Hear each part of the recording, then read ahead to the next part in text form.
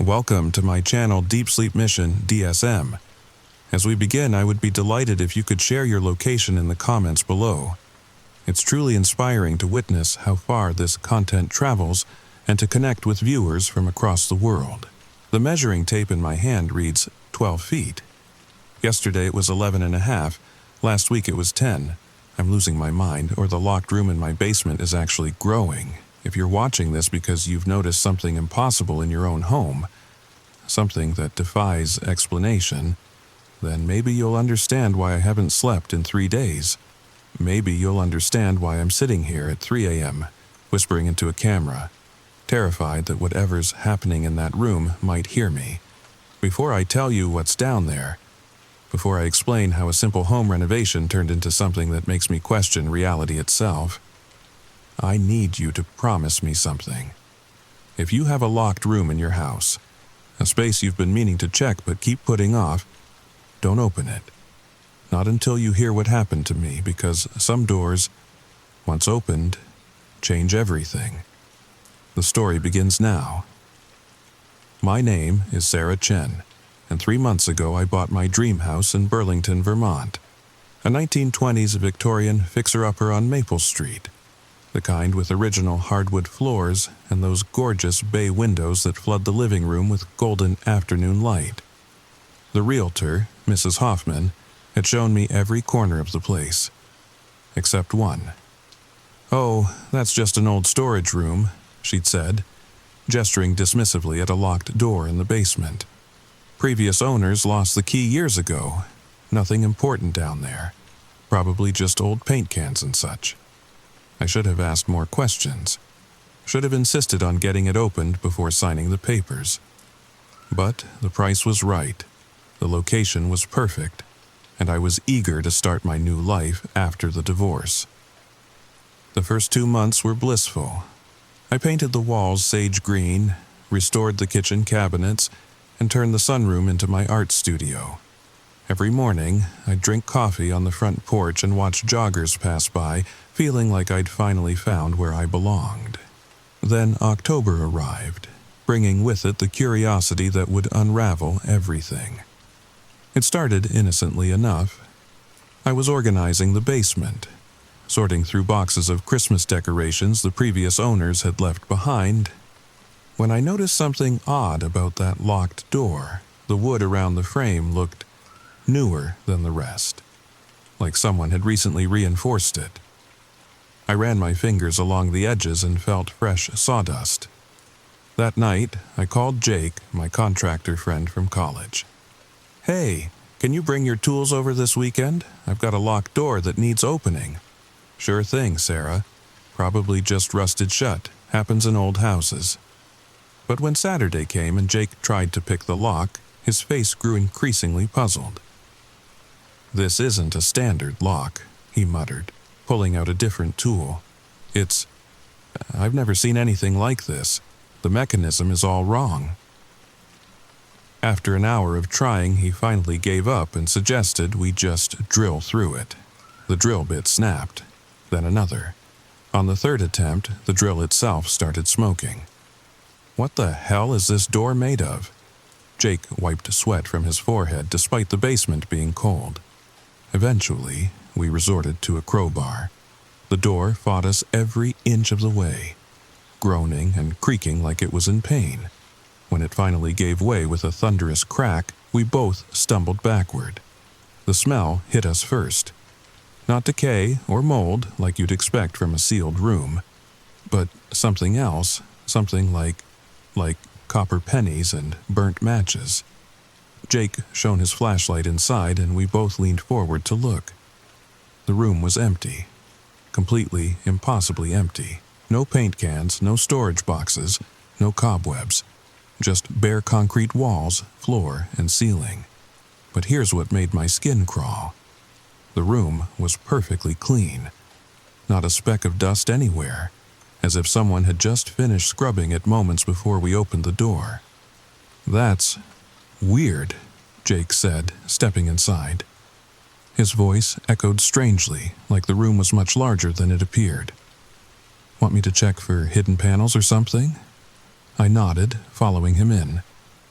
The room was small, maybe 8 feet by 8 feet.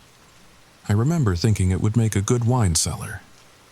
Jake tapped on the walls, checking for hollow spots while I examined the floor. That's when I noticed them. Tiny scratches in the concrete. At first, they looked random, but as I knelt down and looked closer, I realized they formed a pattern. Numbers. "Jake, look at this." He crouched beside me, squinting at the markings. "Dates?" he guessed. "Yeah, look. October 15th, 1987, March 22nd, 1993, September 9th, 2001. There were dozens of them, scratched desperately into the floor. The most recent one made my blood run cold. October 30th, 2024. Today's date. "Someone was keeping track of time in here," Jake whispered. "But why? And how did they know we'd open it today?"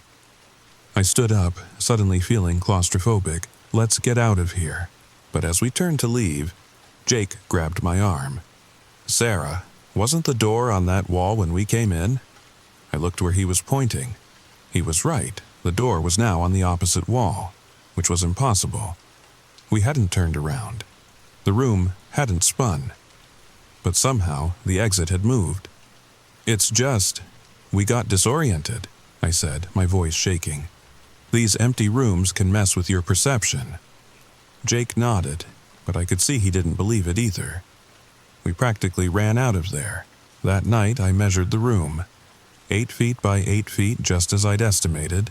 I wrote it down in my notebook, trying to convince myself that everything was normal. Just an empty room with some weird scratches, nothing more. But I couldn't stop thinking about those dates. Couldn't stop wondering who had carved them, and why they'd known we'd open the door today. The first sign that something was truly wrong came 3 days later. I'd gone down to the basement to grab holiday decorations, trying to pretend the room didn't exist, when I noticed the door was ajar. Not open, just cracked.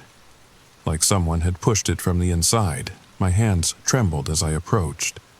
I distinctly remembered closing and locking it with the new padlock I'd bought. The padlock was still there, still locked, but hanging uselessly from the latch. The door frame had warped outward, creating a gap.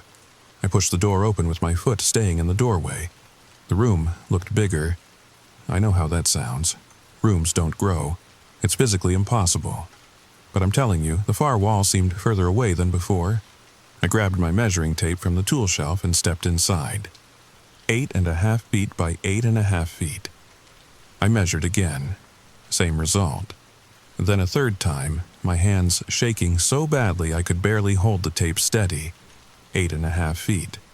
The room had grown 6 inches in each direction.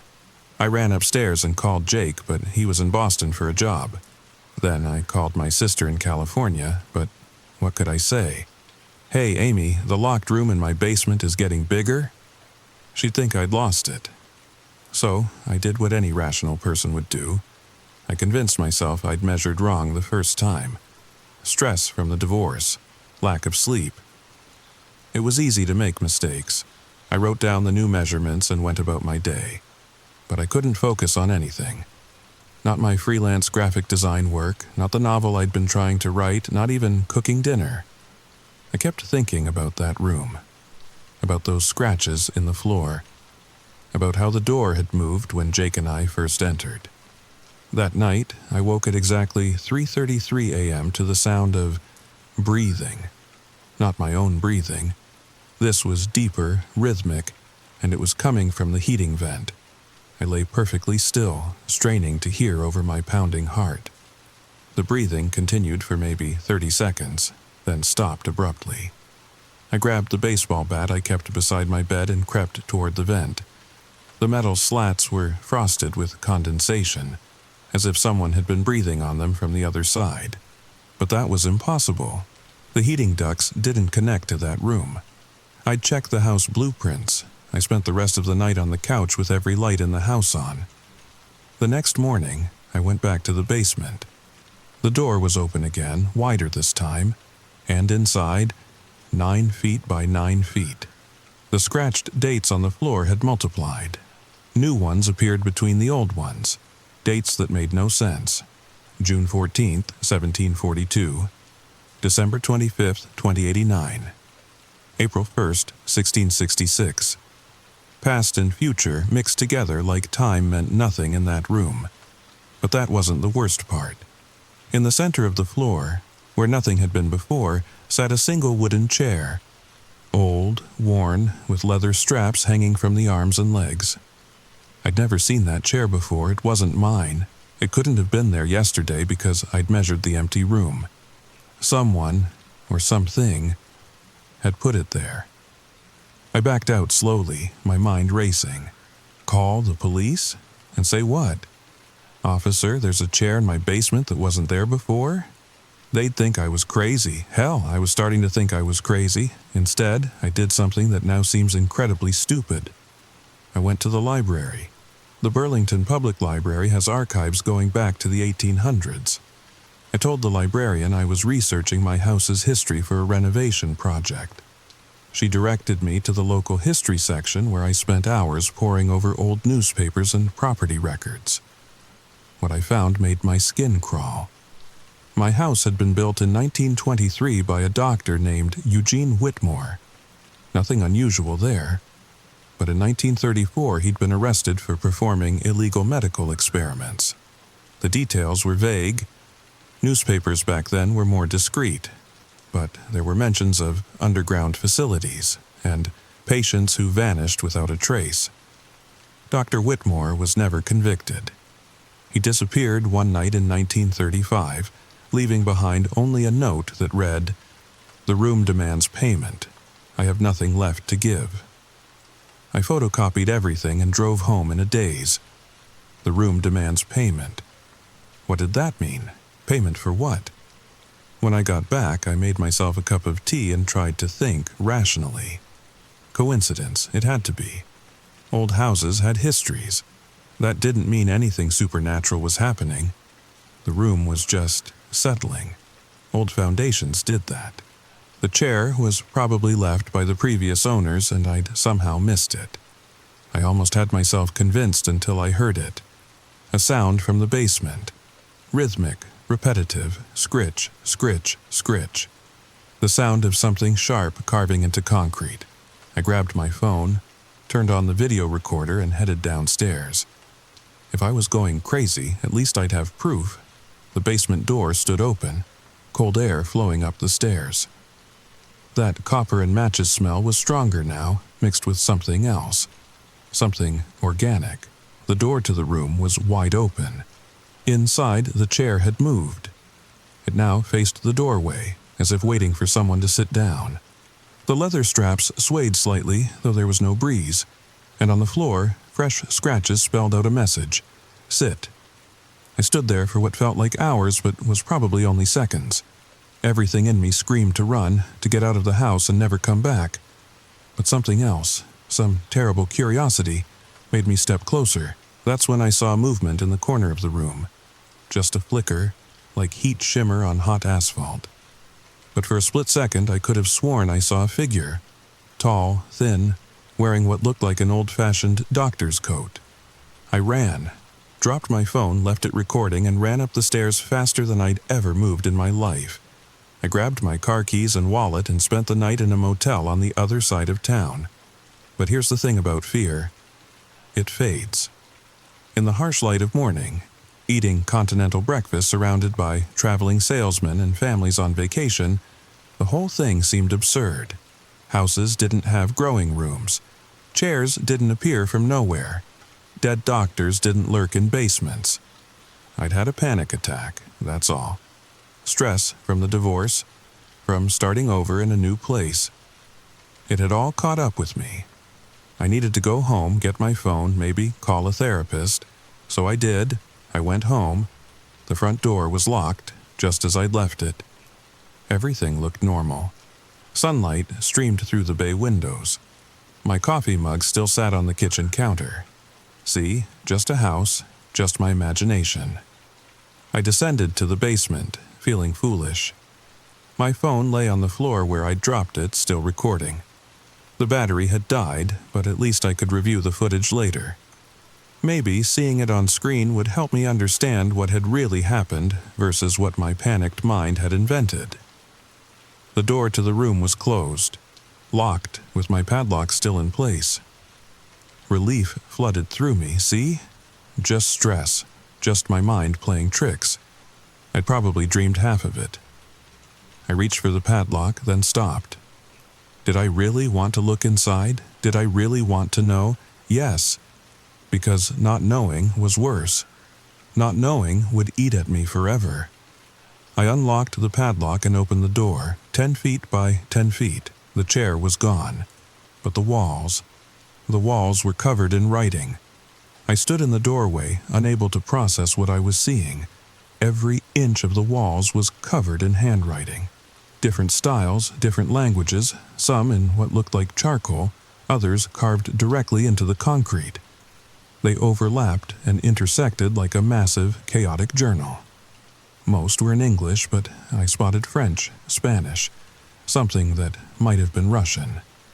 Some were just symbols I didn't recognize, but the ones I could read made my blood turn to ice water. Day 7. The room is 12 by 12. It promises to let me go if I bring it another. I can hear my daughter crying upstairs, but when I try to leave, it shows me what happens if I disobey. 1987 found the room. 1988 fed the room. 1989 became the room. It's not growing, we're shrinking. Don't sit in the chair, don't sit in the chair, don't sit in the chair. That last one was repeated hundreds of times, carved so deep it had gouged chunks from the wall. I fumbled for my phone, remembering it was dead. I needed to document this, needed proof I wasn't losing my mind. I ran upstairs to grab my digital camera, but when I returned, the walls were blank, smooth concrete, as if they'd never been touched. I stood there, camera in hand, wondering if I'd finally snapped. A stress-induced hallucination. That had to be it. I backed out of the room, closed the door, and decided I needed help. Professional help. I made an appointment with Dr. Patricia Reeves for the next day, a therapist recommended by my sister. I spent the rest of the afternoon trying to work, trying to pretend everything was normal. But every few minutes I'd hear something from the basement. A creak, a whisper. Once, what sounded like fingernails on concrete. That night, I took 2 sleeping pills and went to bed early. I needed rest, needed to reset my brain. Tomorrow, I'd talk to Dr. Reeves, get some anxiety medication, and put this whole episode behind me.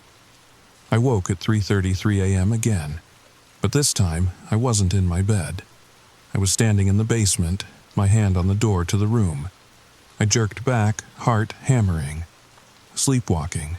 I'd never done it before, but stress could trigger new behaviors. That's all this was. I turned to go back upstairs and froze. The basement wasn't right, it was too big.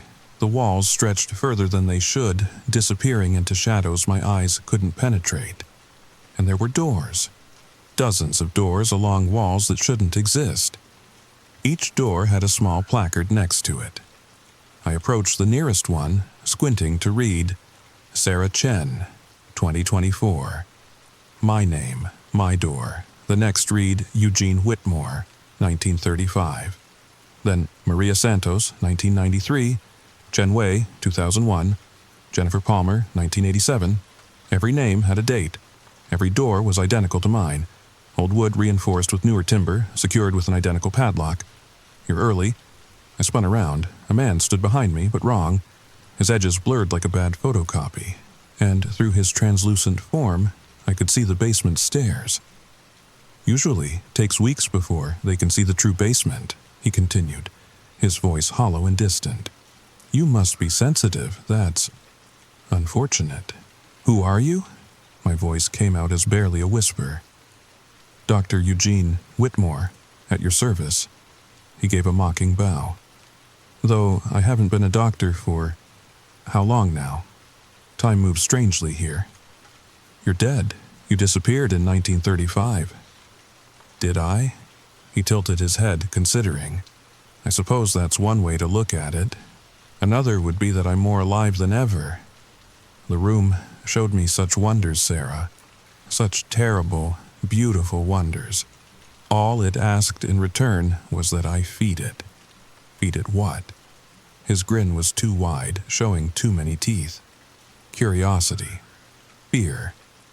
People who can't resist opening doors they should leave closed. People like you.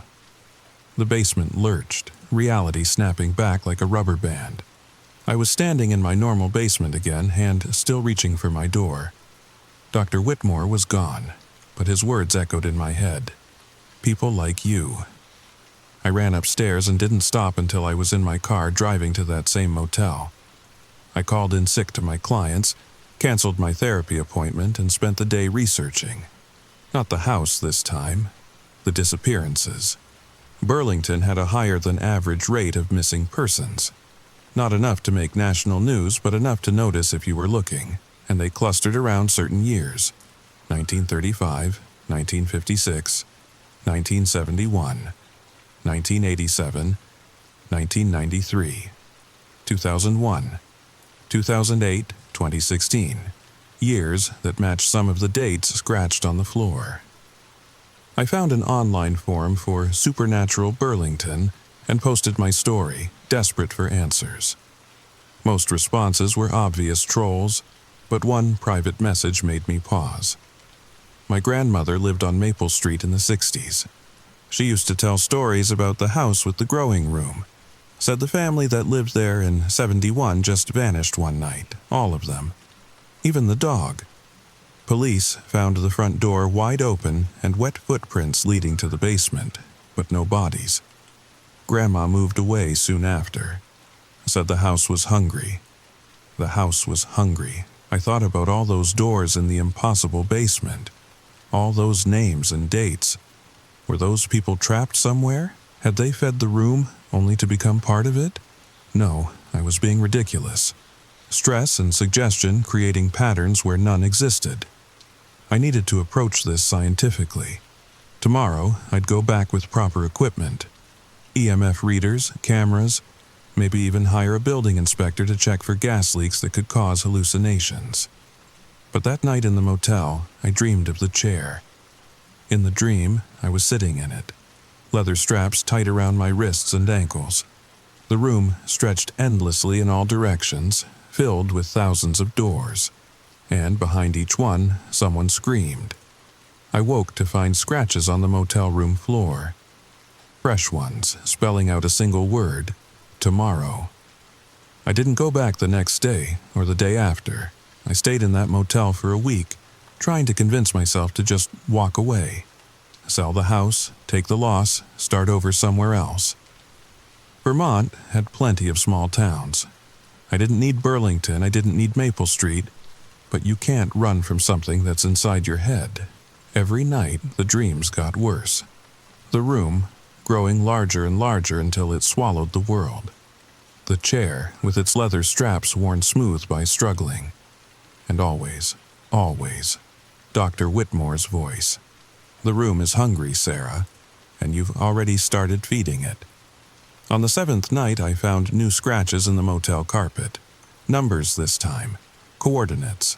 I plugged them into my phone, knowing what I'd find but needing to see it anyway. My house. Of course. I realized then that I could run to California, to Europe, to the moon, and it wouldn't matter. The room had marked me. The only question was whether I'd go back on my own terms or wait until it dragged me back. I chose my own terms. I arrived at the house at 2 p.m. on a bright Thursday afternoon. Sunlight everywhere, birds singing, the perfect antithesis to horror. I'd brought supplies, industrial floodlights, 3 cameras, motion sensors, and a friend. Marcus, a skeptic from my book club who thought this would make a great story for his podcast. So, this is the famous growing room, Marcus said, setting up his equipment in the basement. Gotta say, Sarah, it looks pretty normal to me. The door was closed and locked, just as I'd left it. I measured the frame while Marcus fiddled with his audio recorder. Still the same size, still just a door. You want to do the honors? he asked, gesturing at the lock. I didn't, but I had to know if what I'd experienced was real or a breakdown. I unlocked the padlock and opened the door, 12 feet by 12 feet, and in the center, the chair. Marcus whistled. That's a creepy antique, very atmospheric. He stepped inside, camera rolling. So, tell me about these scratches you mentioned. He stopped mid-sentence. The door had just slammed shut behind us. I lunged for the handle, but it wouldn't budge. Marcus laughed nervously. Old houses, right? Probably just a draft. But his voice had gone up an octave. That's when the lights went out. Not just our floodlights, all light. A darkness so complete it felt solid, pressing against us like wet cloth. Sarah? Marcus's voice came from somewhere to my left. Please tell me this is part of the show. Before I could answer, the scratching started. All around us, the sound of dozens, hundreds, of fingernails on concrete, and underneath it, whispers and languages I didn't recognize. Then, sudden light. But not from our equipment. The walls glowed with a sick, phosphorescent green, revealing the truth. We weren't in a 12 by 12 room anymore. We were in a vast chamber that stretched beyond the glow's reach. The floor was covered in those scratched dates, but now I could see they formed a pattern, a spiral that led to the chair in the center, and the walls were transparent. Behind them, pressed against what looked like glass or thick plastic, were people, dozens of them, men, women, children, dressed in clothes from different eras. Their mouths moved constantly, as if screaming, but no sound came through. Their hands left those scratches as they clawed desperately at their barriers. "Oh God," Marcus breathed. "Oh God, what is this?" One of the figures pressed closer to the wall near us. A woman in a 1950s house dress, her face gaunt with decades of terror. She mouthed something over and over. I'm no lip reader, but the message was clear. "Don't sit, don't sit, don't sit. We need to get out," I said, surprised by how calm my voice sounded. Now. But Marcus wasn't listening. He was walking toward the chair, camera forgotten in his hand. His movements were jerky, puppet-like, as if something else was controlling his legs. "Marcus, stop." "It wants me to understand," he said dreamily. "It's been so hungry for so long. It just needs someone to sit to complete the circuit. Then it can rest. We can all rest." I grabbed his arm, tried to pull him back, but he was stronger than he looked, or the chair was stronger. It drew him like a magnet, and I was just an inconvenience. The room was a doctor's office. Marcus continued, still in that horrible, dreamy voice. Dr. Whitmore found something in the space between spaces, something hungry. He tried to contain it, study it, but it studied him back. Learned what humans fear, what we desire. It feeds on the moment between curiosity and terror, that split second when we realize we've gone too far. He was at the chair now, turning to sit. I did the only thing I could think of. I tackled him. We hit the floor hard, Marcus's head cracking against the concrete. He went limp, and for a terrifying moment I thought I'd killed him. But then he groaned, his eyes focusing on me with confusion. "Sarah? What? Where are we?"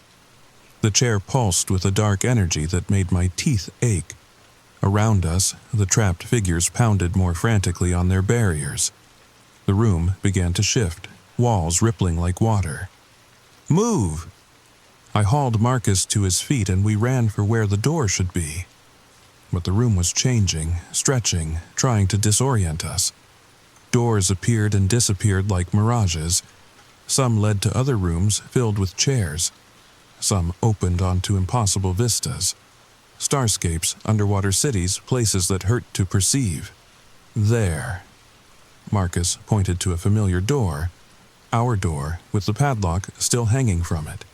We sprinted toward it as the room contracted behind us, trying to crush us, digest us, make us part of its collection. I hit the door full force, and miracle of miracles, it opened. We tumbled into my basement, and I spun to slam the door shut. Through the narrowing gap, I saw the room's true form for just an instant. A writhing, organic mass of spaces that shouldn't exist, folding in on themselves like an Escher painting made of meat and fear. The door clicked shut. I fumbled the padlock into place with shaking hands. Silence. Beautiful, normal silence. Marcus was on his hands and knees, retching. What was that thing? I don't know, I helped him stand. But we're leaving, now. We grabbed what equipment we could carry and fled. In my car, Marcus pulled out his phone to review his footage. The screen showed only static, hours of static. It's all gone, he said numbly, like it never happened. But we knew it had. The knowledge sat between us like a third passenger as I drove to the emergency room to have his head checked. He had a mild concussion but was otherwise fine. Physically, anyway. Before they took him for a CT scan, he grabbed my hand.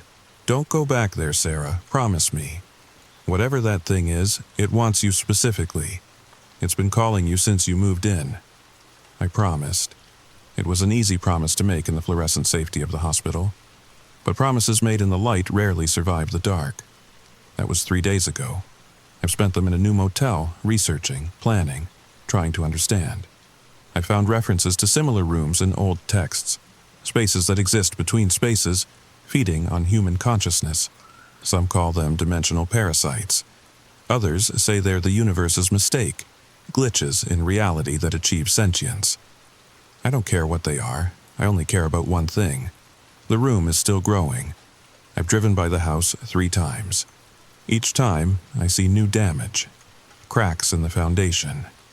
Windows bulging outward. Whatever's in that basement is getting too big for its container. And if it breaks free, I think about all those missing people over the decades. All those doors in the impossible basement. The room doesn't just feed on individuals. It collects them, preserves them in their moment of perfect terror, drawing sustenance from their eternal fear. But it's never satisfied, never full. And now it's focused on me. I know what I have to do. It's insane, probably suicidal, but I can't let that thing break free, can't let it spill into the world and start collecting on a larger scale. Tomorrow, I go back one last time. Not to run, not to investigate, but to end this. I've gathered supplies, industrial concrete, rebar, everything I need to seal that room permanently. I'll fill it floor to ceiling, turn it into a solid block that nothing can escape from. The room will fight me. Dr. Whitmore will try to stop me. But I have one advantage they don't expect. I'm not going alone. If you're watching this, if you've made it this far, then you understand. Some of you have probably felt it too. That pull toward the impossible. The need to open doors that should stay closed. The room feeds on curiosity, but it also creates it. Broadcasts it like a signal to draw in new food, but together we're stronger than its pull. I've left the address in the description. Not for you to visit. God, please don't visit. But so you know where to avoid. Where to warn others away from. And if I fail, if the house suddenly collapses or explodes or simply vanishes one night, you'll know why. The room is hungry. It's always been hungry, but tomorrow I'm going to try to make it choke. Pause. Wait, do you hear that? That scratching sound? It's no, that's impossible. I'm 15 miles from the house. The room can't. Longer pause. There are words appearing on my motel wall. Fresh scratches in the paint. Feed me or become food. And below that, a new message. The chair is already yours. I have to go back tonight, right now, before it's too late, before it decides to stop waiting and start hunting. If you don't hear from me again, if this video is all that's left, remember what I said. Don't open doors that want to be opened. Don't feed the rooms that hunger. And whatever you do, don't sit in the chair. Recording ends. Update. This video was uploaded automatically from Sarah Chen's scheduled posts. She has not been seen since October 30th, 2024. The house on Maple Street was found empty, with no sign of forced entry or struggle. The basement door mentioned in her video was discovered sealed with fresh concrete. Burlington police have closed the missing persons case due to lack of evidence. The house is currently for sale. The realtor notes it has a lovely basement with plenty of storage space. The only oddity is a locked room that seems to have been recently renovated. They're looking for the key. Comments are now open. Share your thoughts below. Have you ever encountered a room that shouldn't exist, a space that defied explanation? Tell us your story before it's too late to tell anyone at all. Story number 2. The call came at 2:47 a.m. Not to my cell phone, not to any phone that should have been ringing in the middle of a Tuesday night in suburban Milwaukee. The sound came from outside, from a phone booth that wasn't there when I went to bed. I know because I checked. See, I have this thing about checking the locks before bed. Triple checking, actually. Front door, back door, windows, and always a final glance out the front window at the empty corner where Maple Street meets Riverside Drive. Empty, except for the old streetlight that flickers like it's sending Morse code to the stars. But tonight there was a phone booth. Red, classic, like something straight out of the 80s, complete with folding door and that little light inside that made it glow like a lantern in the darkness. And the phone inside was ringing. Ringing and ringing and ringing. Now, before I tell you what happened next, before I explain why I'm recording this at 5 a.m. with every light in my house on and my car keys clutched in my sweaty palm, I need you to understand something. I need you to know that I'm not the kind of person who believes in the supernatural. I work IT support for a bank. I troubleshoot software glitches, not paranormal phenomena. I believe in logic and code and things that can be explained. But some things refuse to be explained. And if you're listening to this in the dark, maybe in your bed with the covers pulled up to your chin, then you might want to turn on a light. Because what I'm about to tell you is real. It happened 4 hours ago, and I can still hear that phone ringing in my head. Still feel those cold fingers reaching through the receiver. But wait, I'm getting ahead of myself. Let me start at the beginning. Let me tell you about the phone booth that only appears at night. The story begins now. I live alone. Have since Sarah left 2 years ago. Said I was too obsessed with patterns, with checking things, with making sure everything was in its right place. Maybe she was right.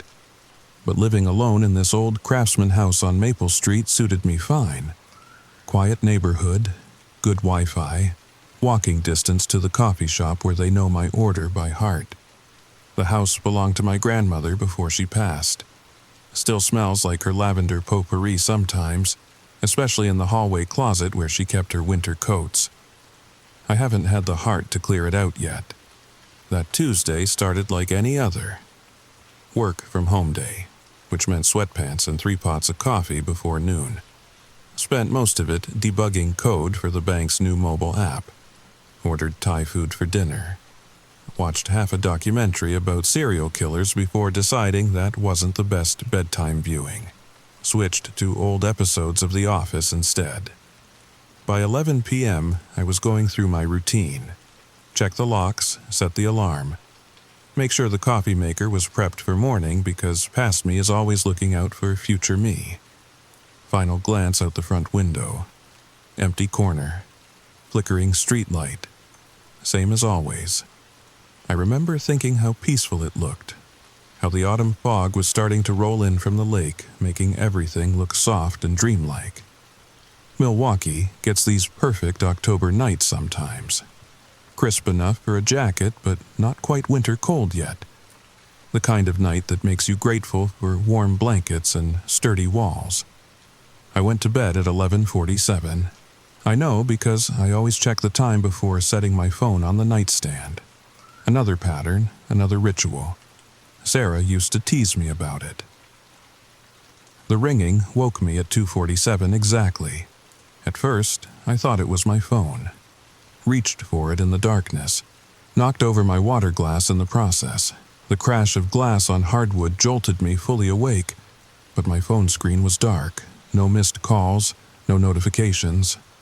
The ringing continued. It was coming from outside. A classic ring, too. Not the electronic chirp of modern phones, but that old mechanical bell sound. The kind that vibrates through walls and settles in your bones. I got up, bare feet careful around the broken glass, and made my way to the front window. Pulled back the curtain just enough to peek out. The phone booth stood on the corner like it had always been there. Like it belonged there. Red paint gleaming under the streetlight. Those accordion doors folded open just enough to show the phone inside. Black receiver hanging on its silver cord, and that little overhead light casting a warm glow that seemed wrong somehow. Too inviting, like a trap. The phone kept ringing. I watched for maybe 30 seconds. A minute. Waiting for someone to appear, to answer it, to explain why there was suddenly a phone booth on my street corner. But the sidewalk remained empty. The fog kept rolling. The phone kept ringing. And then I saw the shadow. Just a flicker of movement inside the booth. Like someone had been standing there and stepped back into the darkness. But that was impossible because the booth was maybe 3 feet deep, nowhere to hide. The ringing stopped. The silence was worse somehow. Heavy and expectant, like the whole neighborhood was holding its breath. I found myself leaning closer to the window, nose almost touching the cold glass. The phone rang again, once, twice, 3 times, then stopped. Then started again, a pattern, 3 rings, pause, 3 rings, pause. Like Morse code, like a message, or like someone desperately trying to get through. I should have gone back to bed. Should have convinced myself I was dreaming, that the stress from work was making me see things.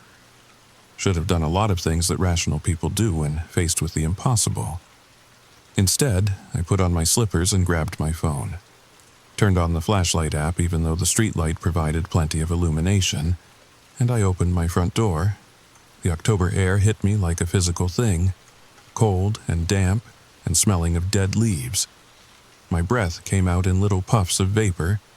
The phone booth stood maybe 50 feet away, patient as a predator. 3 rings. Pause.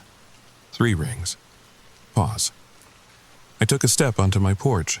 The wooden boards creaked under my weight, a sound that seemed impossibly loud in the silence between rings. My neighbors' houses were dark, their windows blank and indifferent. No one else was hearing this. No one else was seeing this. Just me and the phone booth and whatever was waiting on the other end of that line. I made it halfway down my front walk before I stopped. Something was wrong with the booth. Not just its sudden appearance, but something about its proportions. The door seemed too tall, the interior too deep, and the light inside. The light inside was flickering in rhythm with the rings. 3 flashes. Pause. 3 flashes. Pause. My phone buzzed in my hand, making me jump. A text message from an unknown number. Answer it. I looked around wildly. The street remained empty. No cars, no people, no sign of who might have sent the message. When I looked back at the booth, the door was fully open now, and the phone had stopped ringing. The receiver hung there, swaying slightly like someone had just let it go. Like someone had just given up waiting for an answer. The light inside flickered once more and went steady. Waiting, I took another step forward. Another. My slippers scraped against the concrete, the sound sharp and real in a night that felt increasingly dreamlike. The fog seemed thicker now, closing in around the booth like curtains, like privacy. 10 feet away, I stopped again. From this distance, I could see inside properly. Could see the scratches on the metal phone box. Could see the numbers worn away from years of desperate fingers. Could see the graffiti etched into the back wall. Names. Dozens of names carved into the metal. Some fresh, some faded with age. And at the bottom, in letters that looked too new, too deep, Sarah Bennett, October 15th, 2024. My ex-girlfriend's name. Tomorrow's date. The phone started ringing again, but this time the pattern was different. Urgent, continuous. A sound that drilled into my skull and made my teeth ache. A sound that promised terrible things if I didn't answer. If I didn't pick up that receiver and press it to my ear and listen to whatever waited on the other side. I found myself reaching for the door. Found my hand closing around the cold metal handle. Found myself pulling it open. The ringing stopped. The light went out. And in the darkness inside the booth, something moved. Something that had too many angles and not enough face. Something that whispered my name in a voice like grinding glass. I ran. I didn't sleep after that. Couldn't. Spent the rest of the night at my kitchen table with every light in the house blazing and my laptop open to a dozen browser tabs. Milwaukee phone booth history. Phantom phone phenomena. Sarah Bennett missing Wisconsin. Nothing. No recent disappearances matching her name. No reports of mysterious phone booths. No logical explanation for what I'd seen. By 6 a.m., I'd convinced myself it was a hallucination. Stress from work, too much caffeine, not enough sleep. The mind plays tricks sometimes, creates things that aren't there. I'd learned about it in college psychology. Hypnagogic hallucinations, they're called. Visions between sleeping and waking, except hallucinations don't send text messages. The answer at text was still there on my phone, stubborn proof that something had happened. The number was just a string of zeros when I checked the details. When I tried calling it back, I got a recording. The number you have dialed is not in service. I called in sick to work, first time in 2 years. My manager, Derek, sounded concerned. "You okay, man? You sound rough." "Just didn't sleep well. I'll be fine tomorrow. Take care of yourself. The code can wait." If only he knew. I spent the morning researching. Found an old Milwaukee Journal article from 1987 about the city removing the last public phone booths from residential areas. Found an urban legend website that mentioned traveling phone booths, but the stories were clearly fiction. Too polished, too neat. Real horror is messy, inexplicable. It doesn't follow narrative rules. Around noon, I worked up the courage to check the corner. Nothing there, just the sidewalk and the streetlight and a few scattered leaves. I even walked over, looked for marks on the concrete where the booth might have stood. Nothing, like it never existed. But I knew what I'd seen, what I'd heard, what I'd almost done. I called Sarah. We hadn't talked in months, but she answered on the third ring. "Jake, is everything okay?" "Yeah, Weird question. "Are you planning anything for October 15th?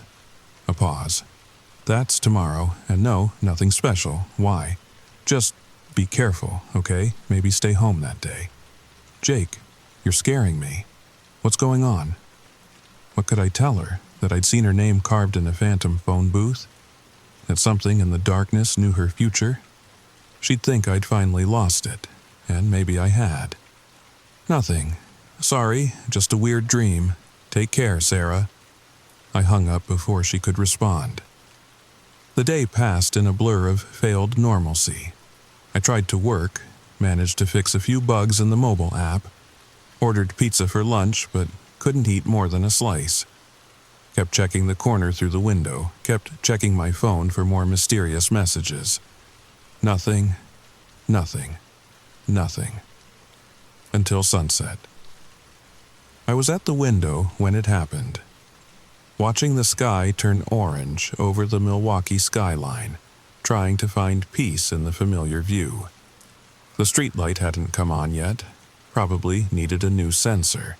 The corner was growing dark in that peculiar way of autumn evenings, shadows stretching and merging. And then, between one blink and the next, the phone booth was back. Same spot, same red paint, same accordion door. But this time, someone was inside. A figure, barely visible through the door's narrow window. Standing perfectly still, facing away from me. Wearing what looked like a dark coat or jacket. Just standing there, receiver in hand, listening. I grabbed my phone and started recording. Needed proof this time. Needed evidence I wasn't losing my mind. The video was grainy in the low light, but you could see it. The booth, the figure, the soft glow from inside. The figure hung up the phone and turned around. It was Sarah, or something wearing Sarah's face. The features were right, but the expression was wrong. Too blank, too empty, like a mask that had learned to approximate human emotion but couldn't quite manage the details. It stepped out of the booth and began walking, not towards my house but down Riverside Drive, moving with a strange mechanical gait, like a marionette with invisible strings. I followed her progress until she disappeared into the fog, heading towards the lake. The phone booth remained. Door open, light on. Waiting. This time, I didn't hesitate. Grabbed my jacket, my car keys, my phone. If that thing was heading somewhere, I needed to know where. Needed to understand what it wanted with Sarah's face. But first, I had to check the booth. The names on the back wall had changed.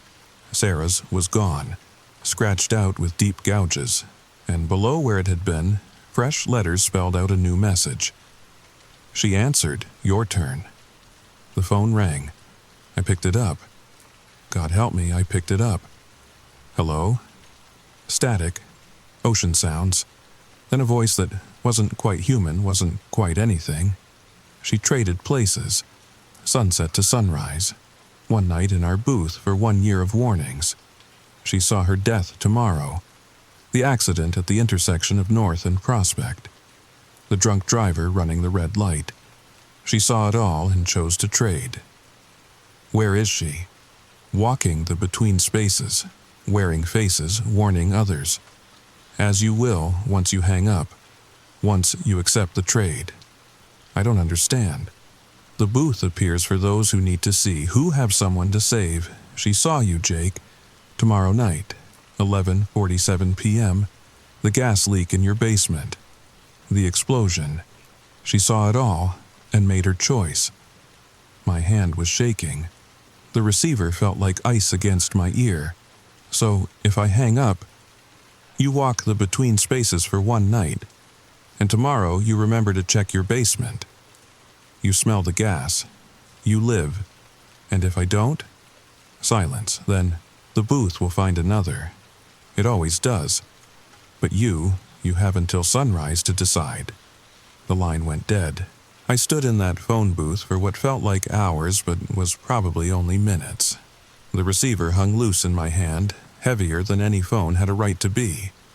Outside, the fog had thickened into a wall of gray, hiding the familiar street, hiding my house, hiding everything except the booth and its sickly light. The carved names on the wall seemed to pulse in my peripheral vision. Hundreds of them now, maybe thousands, covering every inch of metal. How long had this booth been appearing? How many people had stood where I was standing, faced with an impossible choice? Live tomorrow or die tonight, but not really die, just walk. Just wear faces and deliver warnings. Just one night in the between spaces, whatever those were. I thought about Sarah. We dated for 3 years, lived together for 2.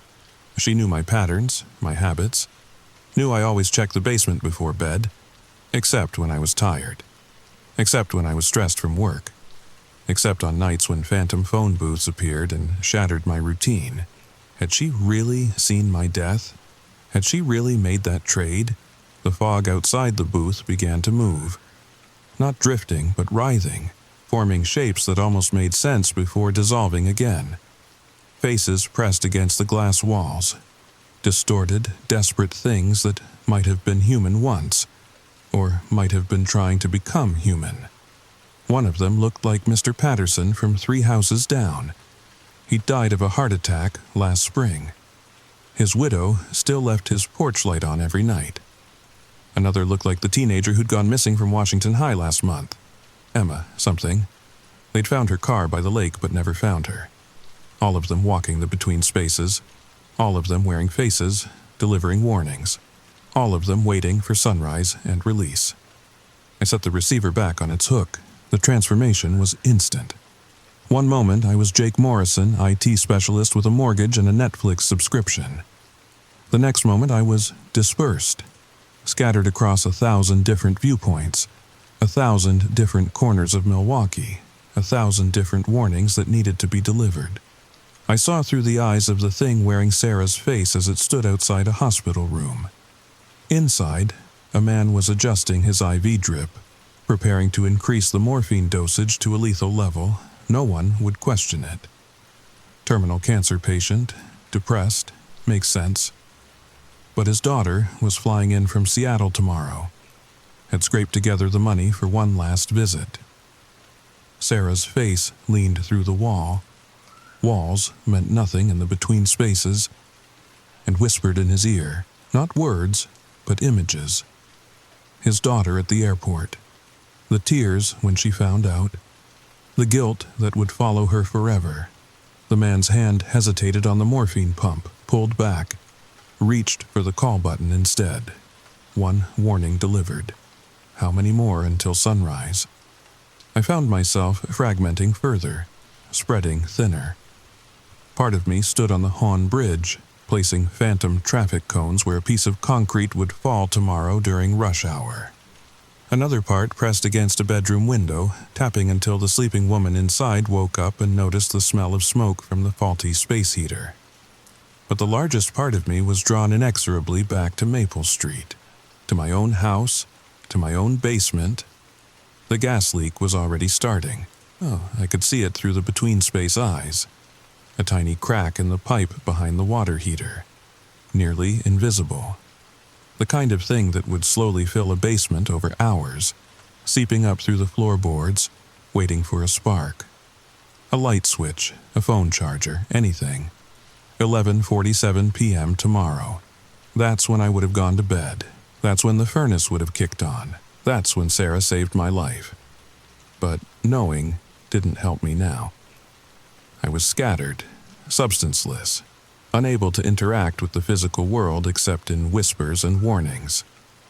I could tap on windows but not turn off gas valves.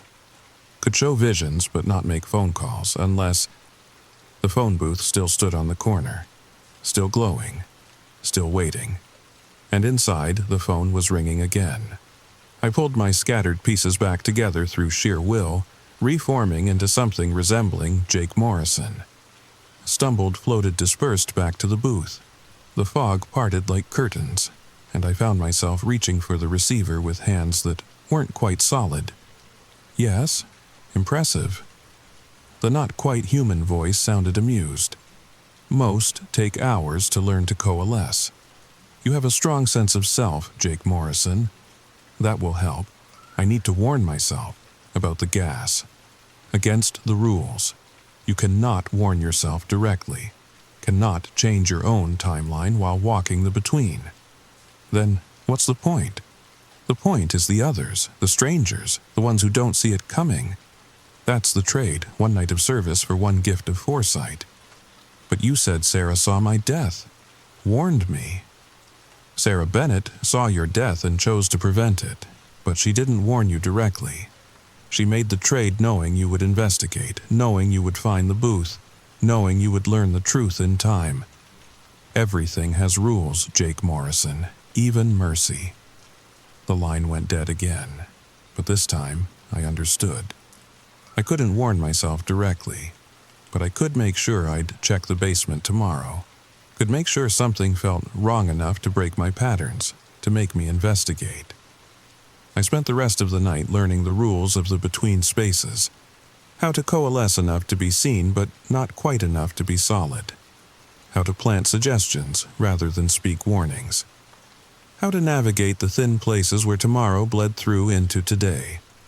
I saved 17 people before sunrise. An elderly woman who would have taken the wrong medication, a taxi driver who would have run a red light at the wrong moment, a child who would have chased a ball into traffic. Small deaths, preventable deaths. The kind that make you say if only at funerals. But I kept coming back to my house, watching myself through the windows, or the me that would be me tomorrow, working at my laptop, making coffee, going through all the familiar routines that would lead to 11:47 p.m. and a basement full of gas. I tried everything.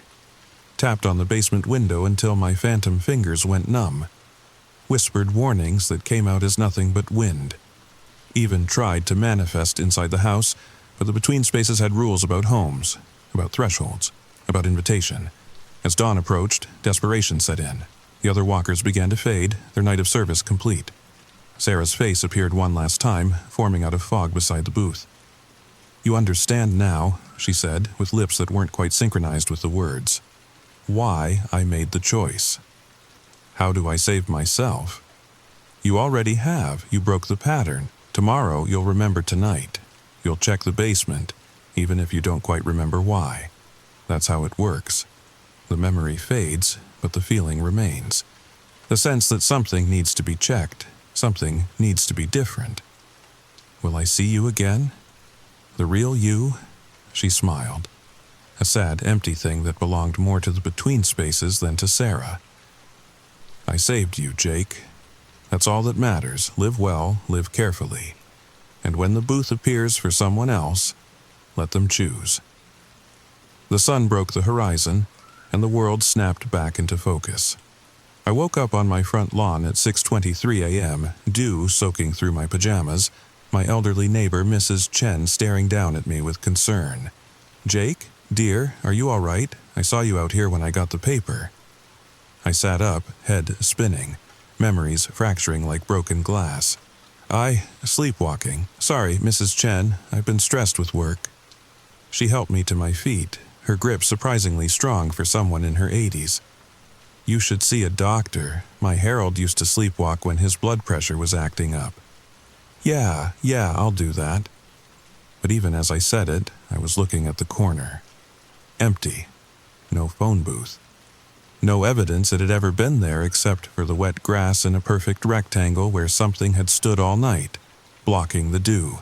I stumbled back inside, stripped off my wet clothes, and stood in the hot shower until the water ran cold. Tried to piece together the fragments. Sarah's face, walking figures, warnings whispered through walls. Most of it felt like a dream now, fading the way dreams do. But underneath the fading details was something solid. A certainty, a compulsion.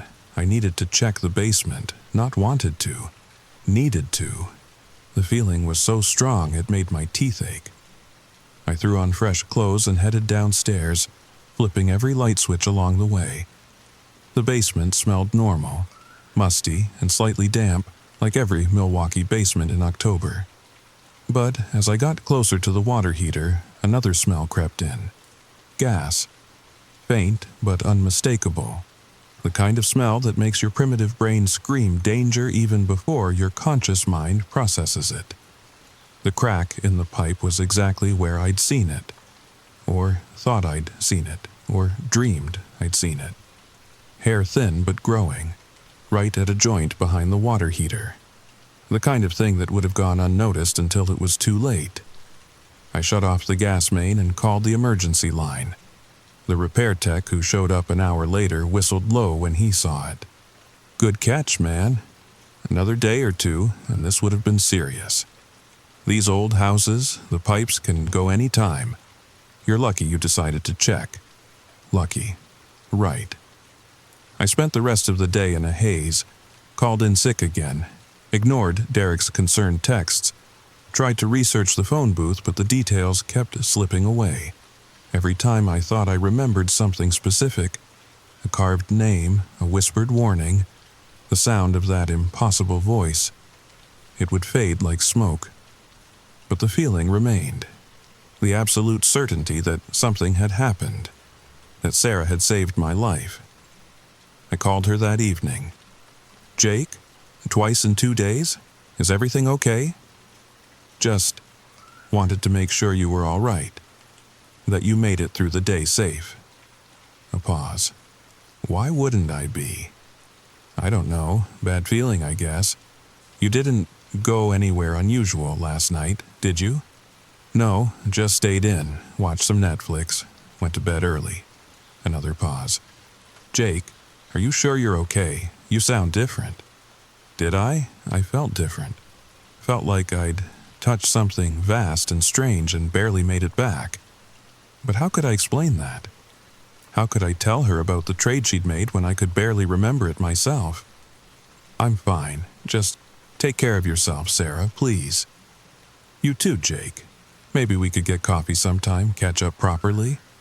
Yeah, I'd like that. After we hung up, I sat at my kitchen table and tried to write down everything I remembered. But the words wouldn't come.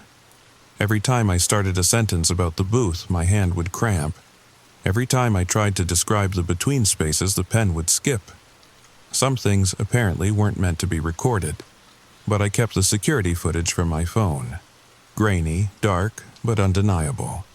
A phone booth on the corner, a figure inside, proof that I hadn't imagined it all.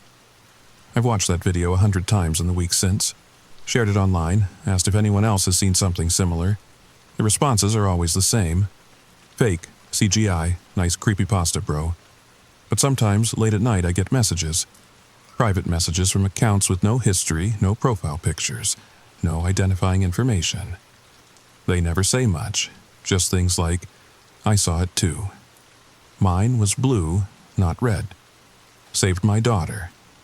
The walking never really ends. That last one keeps me up at night, because sometimes, when I'm half asleep or caught in that drowsy space between dreams and waking, I feel it. The pull to disperse. The urge to fragment into 1,000 warnings. 1,000 saves, 1,000 traded nights. Sometimes I catch myself checking the corner more than I should. Waiting, watching. Wondering if it will appear again. If someone else needs to make the trade. Sometimes I dream I'm still walking the between spaces. Still wearing faces. Still delivering warnings to people who will never quite remember why they decided to take a different route, check their brakes, skip that last drink. And sometimes, on foggy October nights when the streetlight flickers just right, I swear I can see them. The walkers. Fragments of people who made the trade, still serving their night, still saving strangers from small deaths. I saw Sarah among them once, or thought I did. Just a glimpse of her profile in the fog, there and gone before I could be sure. But I like to think it was her. Like to think she's out there somewhere, walking between spaces, saving lives one warning at a time. The gas leak repair cost me $300. The sleepless nights cost me more, but I'm alive. Tomorrow will be 3 weeks since the booth appeared, and I'm alive. That has to count for something. But here's the thing. The reason I'm recording this at 5 a.m. Why I need someone else to know. My phone buzzed 10 minutes ago. A text from a string of zeros. The booth remembers you, Jake Morrison. And sometimes one night isn't enough. I looked out my window. The corner was empty, but the streetlight was flickering. 3 flashes. Pause. 3 flashes. Pause. Like Morse code, like a message, like a warning. I think it's coming back, and I think this time it wants more than just one night. If you're listening to this, if you made it this far, then you need to know something. The booth is real.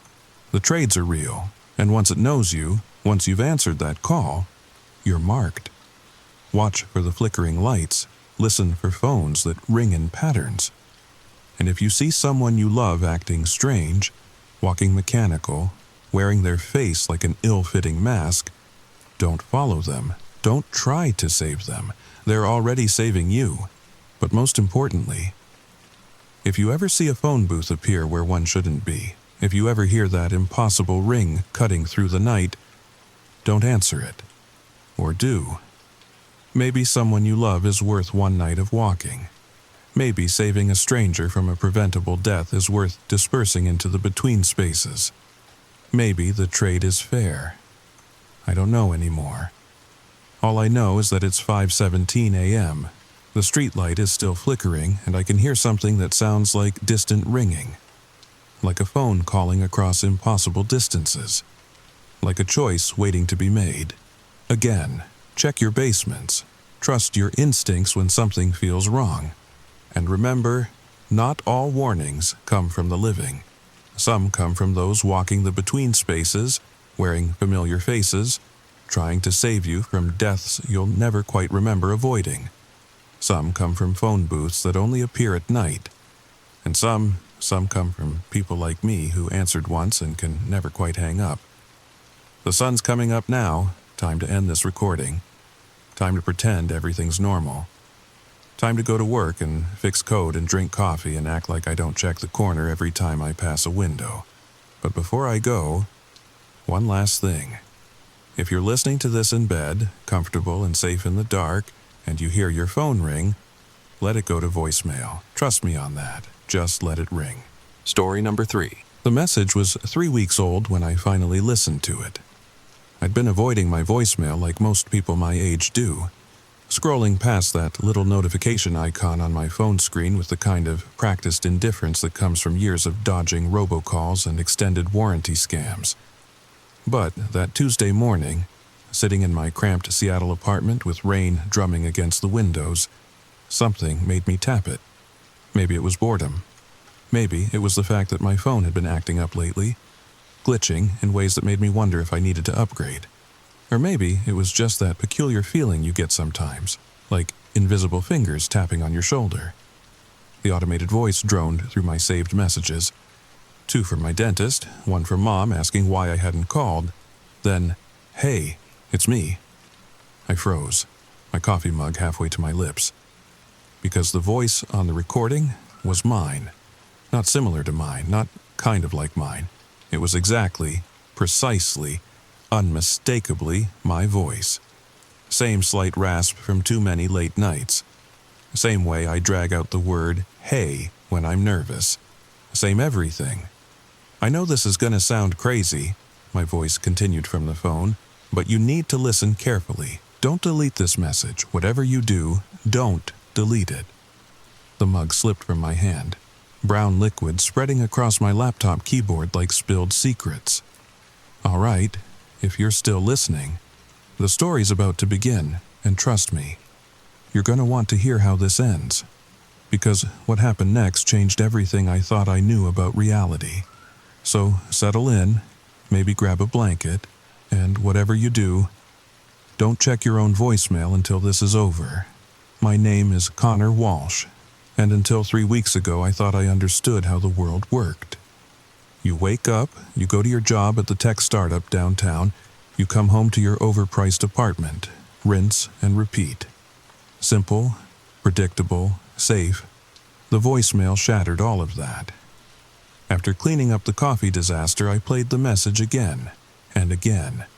Each time, that voice, my voice, sent ice water through my veins. "Listen, I don't have much time," the message continued. "They're getting closer, and I need you to understand what's happening. Check your call history, November 15th. You'll see a number you don't recognize. Starts with area code 206. Whatever you do, don't call it back. I know you'll want to, but..." The message cut off. Just ended. Like someone had yanked the phone away mid-sentence. I sat there for a long moment, staring at my phone like it might bite me. Then, with trembling fingers, I scrolled through my call history. November 15th. That was last week. There. Between a call from my buddy Jake and one from the pizza place down the street. An unknown number. Area code 206. My thumb hovered over it. The voice, my voice, had said not to call back. But why? And more importantly, how could I have left myself a voicemail I didn't remember recording?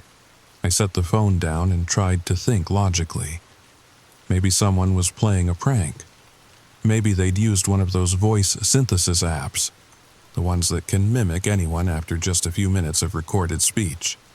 But the timestamp on the voicemail showed it had been left at 3:17 a.m. 3 weeks ago, October 25th. I'd been asleep at 3:17 a.m. on October 25th. I was sure of it. I'd had an important presentation the next morning. I'd gone to bed early, taken a melatonin, slept like the dead. So, who had left the message? The rain outside intensified, turning from a gentle patter to an angry drumbeat against my windows. I picked up my phone again, played the message once more. This time, I noticed something I'd missed before. In the background of the recording, barely audible beneath my own voice, was another sound. A rhythmic beeping, like a heart monitor. Or a smoke alarm with a dying battery. My blood turned to ice, because I recognized that sound. My smoke alarm had been beeping like that for weeks before I finally changed the battery, but I'd replaced it on October 20th, 5 days before this message was supposedly left, which meant I grabbed my laptop, pulling up my calendar. October 25th. What had I done that day? The presentation prep, obviously. But what else? I scrolled through my photos, my social media, anything that might give me a clue. Then I found it. A photo I'd posted on Instagram that evening. Me and Jake at a bar in Capitol Hill, celebrating his promotion. Timestamp, 11:47 p.m., October 24th, which meant I'd probably gotten home around... My hands were shaking now. Because if I'd gotten home around 1 a.m., and the voicemail was left at 3:17 a.m., there was a 2-hour window. A gap in my memory where anything could have happened. I pulled up my security app, the one connected to the smart doorbell I'd installed last year. It kept recordings for 30 days. I scrolled back to October 25th, starting at 1 a.m., 1:03 a.m. Me stumbling up the front steps, clearly a little tipsy but nothing serious. 1:04 a.m. Me fumbling with my keys. 1:05 a.m. Door closes. Interior hallway camera shows me heading to my bedroom. Then nothing, no movement, no activity until 3:16 a.m. The front door opens, but here's the thing. The camera didn't show anyone leaving. The door just opened, stayed open for exactly 1 minute, then closed again. My mouth went dry. I played it again, slowing it down, looking for any sign of movement. Nothing. Just an empty doorway, gaping like an open mouth in the darkness. I switched to the interior camera.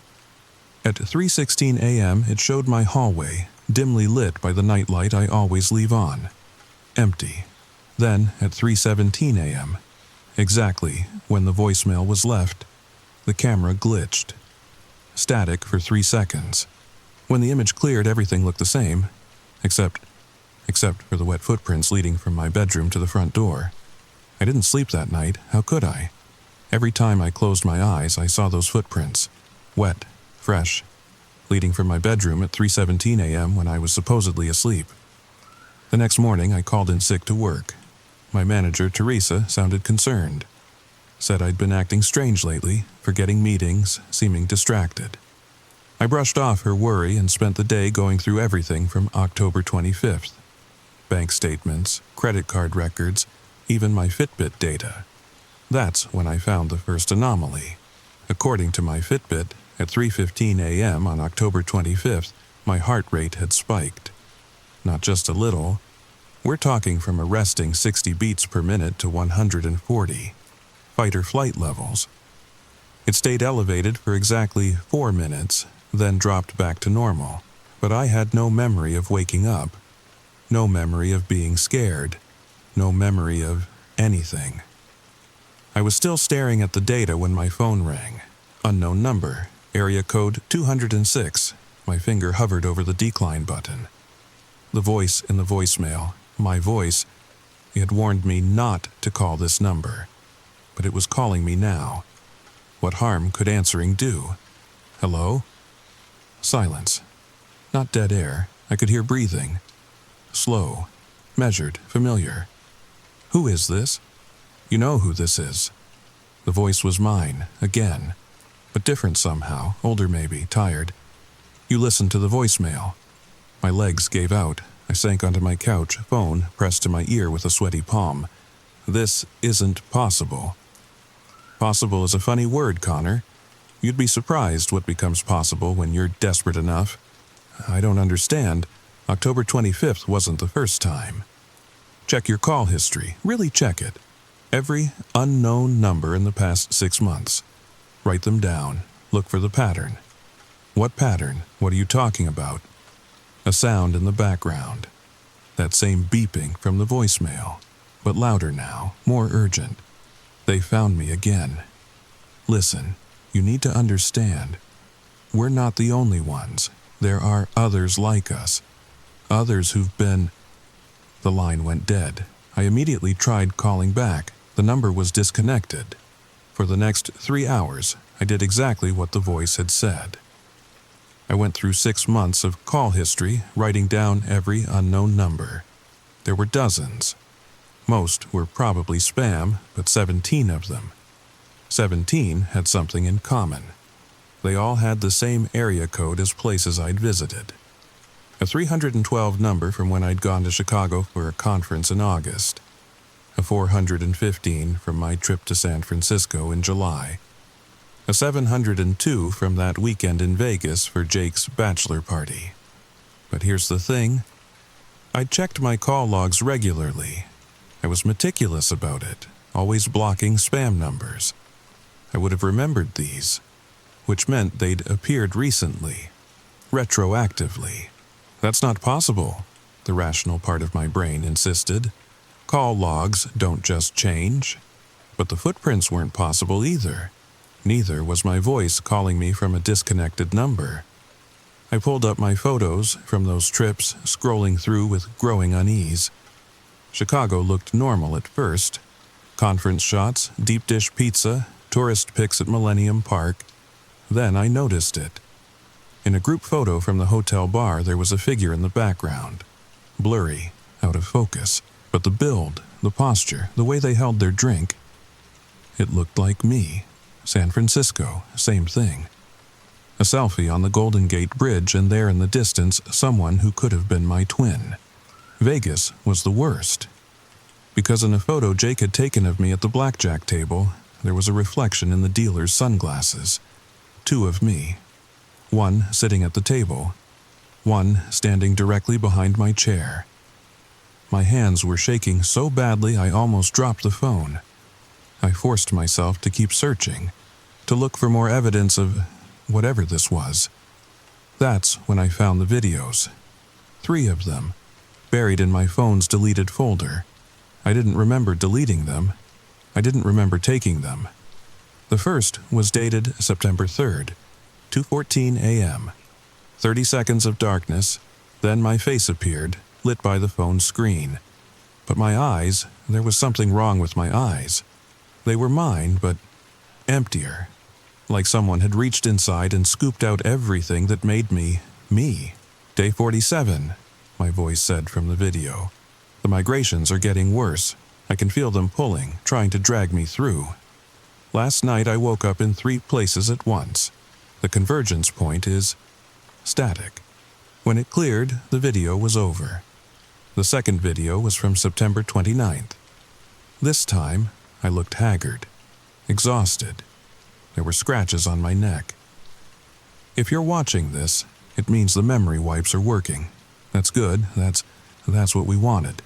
But you need to know the fragments are building up. Every time we jump, we leave something behind, and something else comes through.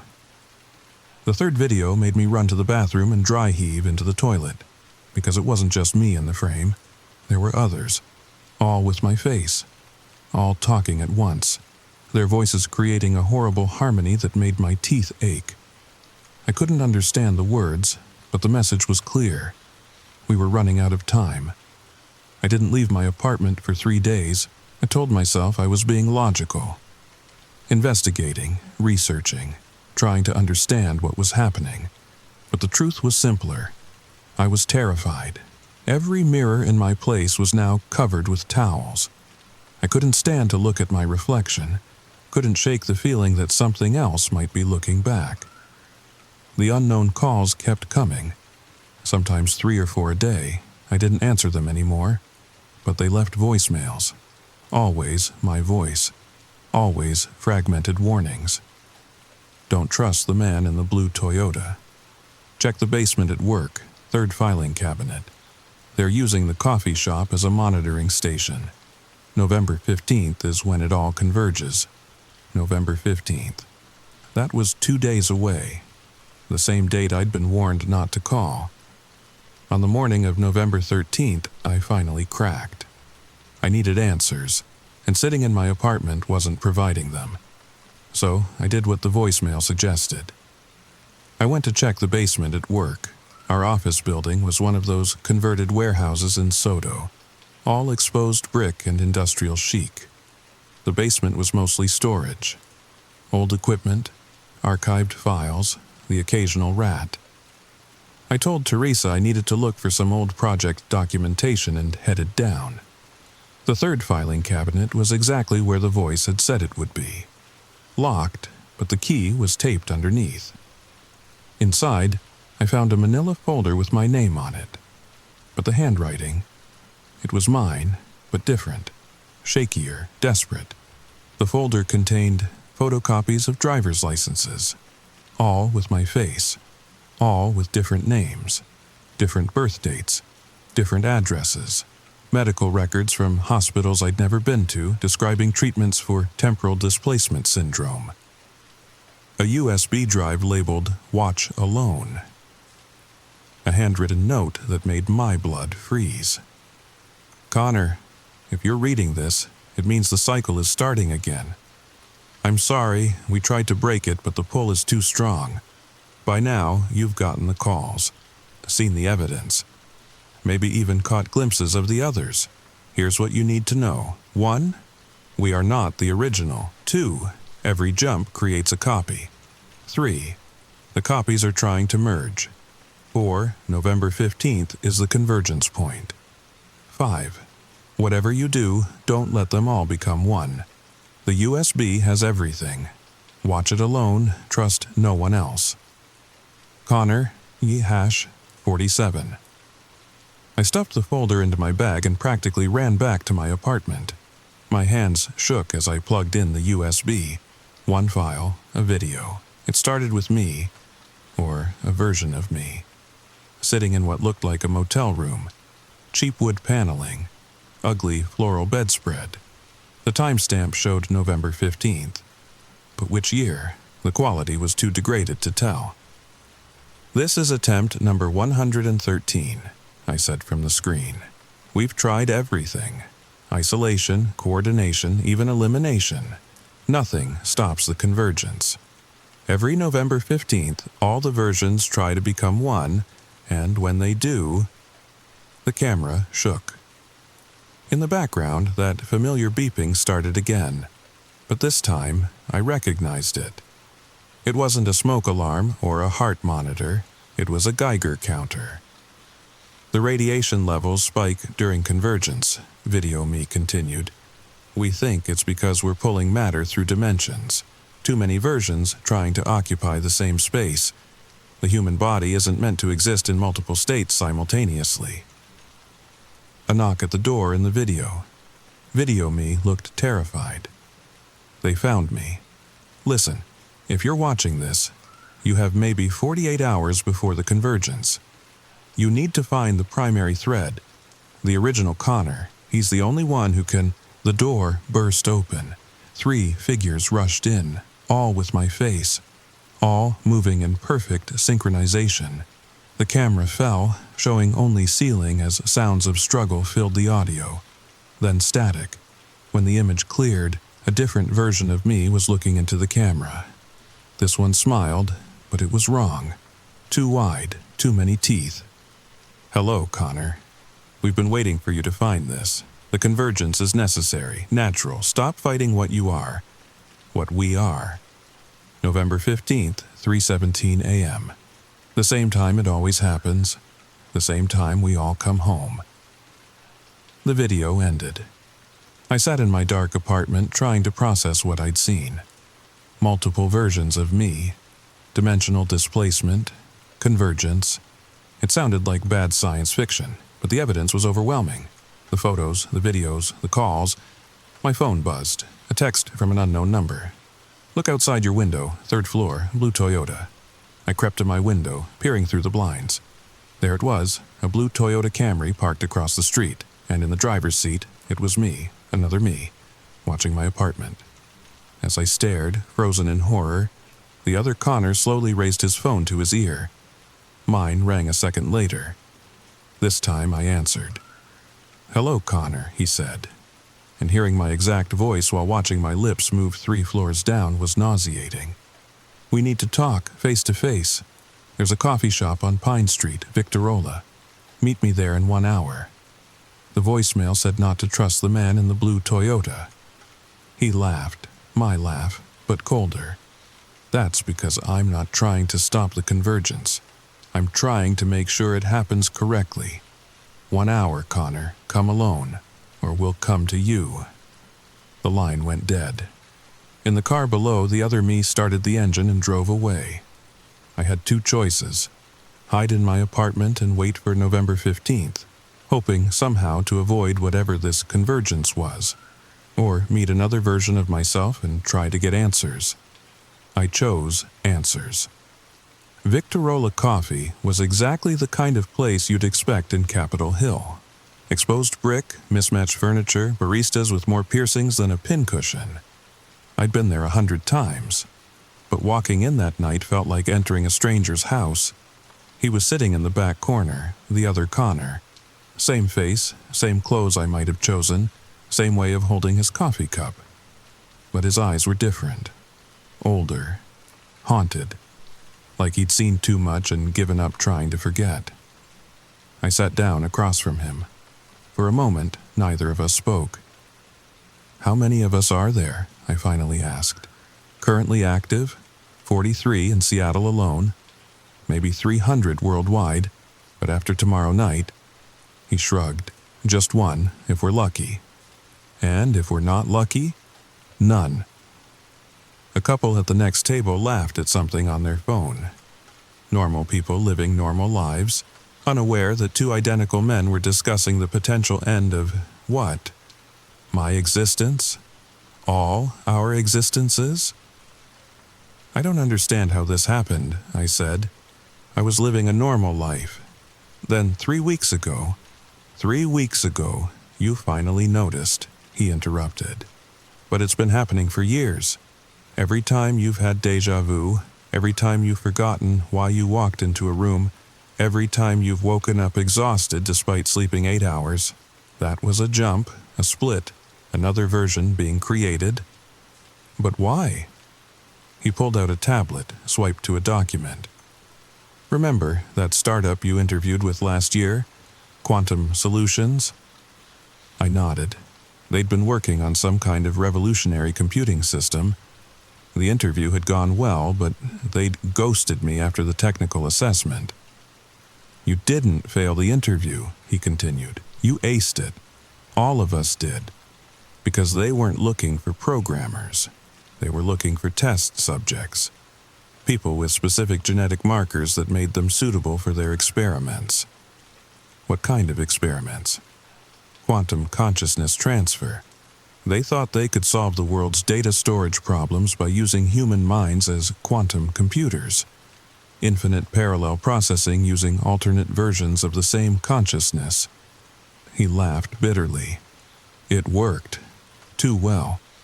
We've been splitting across dimensions for 18 months now. Each split creates a new version, and each version splits again.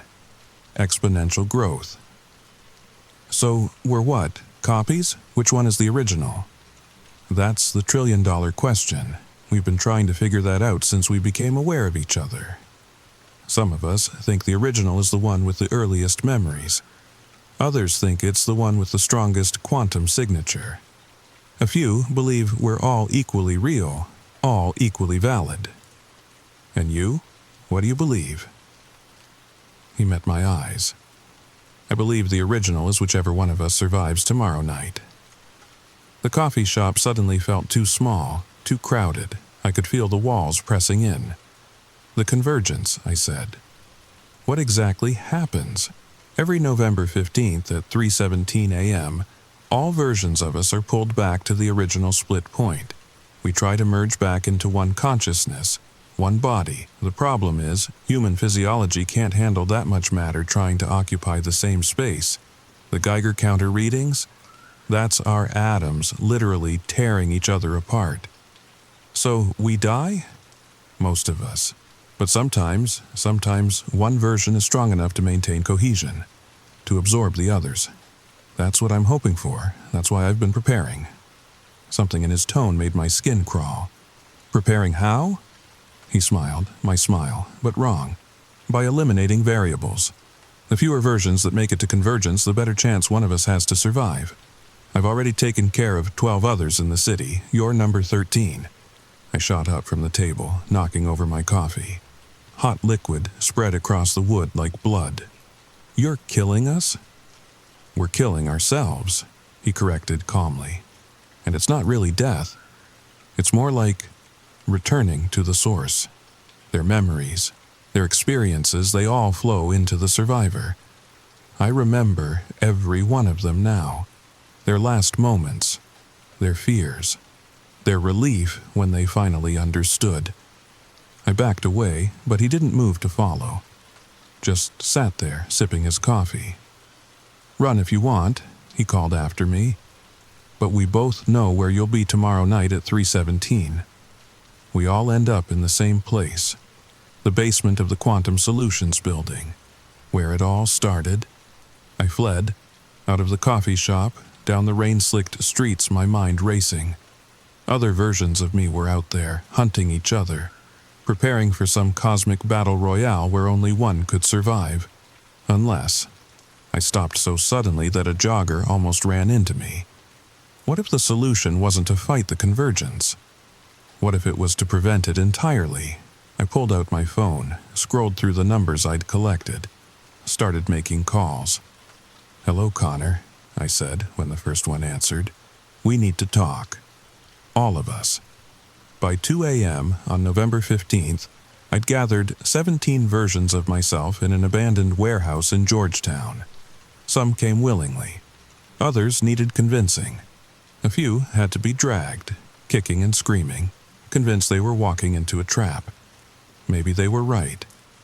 We stood in a circle, all of us identical yet different. Some wore suits, others jeans and hoodies. One had a beard I'd never managed to grow. Another had a scar across his left eyebrow. But we all had the same haunted look, the same exhaustion. "The convergence happens at 3:17, I addressed the group, "at the Quantum Solutions building. But what if we don't go? What if we scatter? Make it impossible for the pull to grab all of us?" "It won't work," said the Connor with the scar. "I've tried. The pull is too strong. Like gravity, but for consciousness." "Then we go together," suggested another, "united. Maybe if we're already in sync, the merge won't be violent." Arguments broke out. Some wanted to flee the city. Others insisted on finding the original Connor. A few just wanted it to be over, one way or another. That's when the hunter arrived. The Connor from the coffee shop, along with 6 others. All armed. All moving in perfect synchronization. "I told you this would happen," he said, his voice echoing from 7 throats. "Some of us are already merging, already becoming stronger. Join us willingly, or the lights went out. In the darkness, chaos erupted. I heard fighting, screaming, the sound of bodies hitting concrete. I ran, guided only by the dim light from my phone screen. Behind me, the war of selves continued. I burst out of the warehouse into the Seattle drizzle. 2:47 a.m. 30 minutes until convergence. I knew where I had to go. The Quantum Solutions building was dark, abandoned since the company had mysteriously shut down 6 months ago. I broke in through a ground floor window, my feet crunching on broken glass. The basement stairs were exactly where I remembered from that long-ago interview. As I descended, I could feel it. The pull. Like invisible hands reaching into my chest, trying to drag something out. Or drag something in. The basement was filled with equipment. Quantum computers, medical monitors, things I couldn't identify. And in the center, a chair. The chair, restraints still attached to the arms. Brown stains on the headrest that might have been blood. Or coffee. I'd been drinking coffee during the interview, during the test, when they'd first split me. "Hello, Connor Prime." I spun around. A version of me stepped out from behind a server rack, but this one was different. Younger, cleaner, wearing the same outfit I'd worn to the interview 18 months ago. "You're the original," I breathed. He shook his head. "I'm the first copy, the original. Well, he didn't survive the initial split. The process was too traumatic, but I remember it. I remember dying." "Then how?" "That's the joke. We're all copies of a dead man. Ghosts arguing over who's the most real." He moved to the computer terminal, began typing. "But I think I found a solution. A way to stop the convergence permanently." "How?" "By completing it, but not here, not in three-dimensional space." He gestured to the screens filling with data. "The quantum field they created. It exists outside normal reality. If we converge there, we won't tear each other apart. We'll just exist, all of us, together, but separate." "That sounds like death."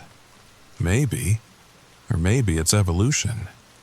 He looked at me, and for the first time in weeks I saw hope in my own eyes. "Either way, it's better than the alternative." 3:10 a.m., 7 minutes. Other Connors began arriving. Dozens of us, drawn by the pull like moths to flame, some still fighting, others resigned. All of us feeling the increasing pressure as reality tried to squeeze us back into one impossible shape. "Get in the chair," the first copy said. "You were the one who figured it out, who brought us together. If anyone can guide the convergence, it's you." I sat. The restraints clicked shut around my wrists. Ancient muscle memory guided my fingers to the keyboard attached to the chair's arm. I began typing commands I didn't remember learning. 3:15 a.m. The room filled with the sound of that Geiger counter clicking. Energy crackled through the air. One by one, the other Connors began to fade. Not disappearing, just becoming less solid, less real. "Don't fight it," I said, my voice somehow reaching all of them. "Let go." 3:16 a.m. I could feel them, all of them. Hundreds of minds touching mine. Memories flooding in. Every split, every jump, every moment of our strange shared existence. 3:17 a.m. The convergence hit like a tidal wave. Pain beyond description as every atom of my being tried to exist in infinite states simultaneously. I screamed with 100 voices, died 100 deaths, and then silence. I opened my eyes. I was still in the chair, but the basement was empty. No other Connors. No crackling energy, just me. I checked my phone. 3:18 a.m., November 15th. I'd survived. But as I stood on shaking legs, I noticed something. The mirrors lining one wall, they all showed different reflections. Me in a suit, me with a beard, me with a scar. All the versions, still there, still real, just elsewhere. I left the building as dawn broke over Seattle. The rain had stopped. The city looked exactly the same, but I knew better. Somewhere, in dimensions just out of reach, hundreds of versions of me were living their lives. Split but whole. Separate but connected. My phone buzzed, a voicemail. I almost didn't listen to it. But habit won out. "Hey, it's me." My voice, but different, lighter. Just wanted to say thanks. We made it, all of us. The convergence worked, just not how anyone expected. We're still here, still split, but stable now. The tears in reality are healing. No more jumps, no more copies. Just us. Living parallel lives in parallel worlds. Some of us are already making changes, new names, new cities, new chances.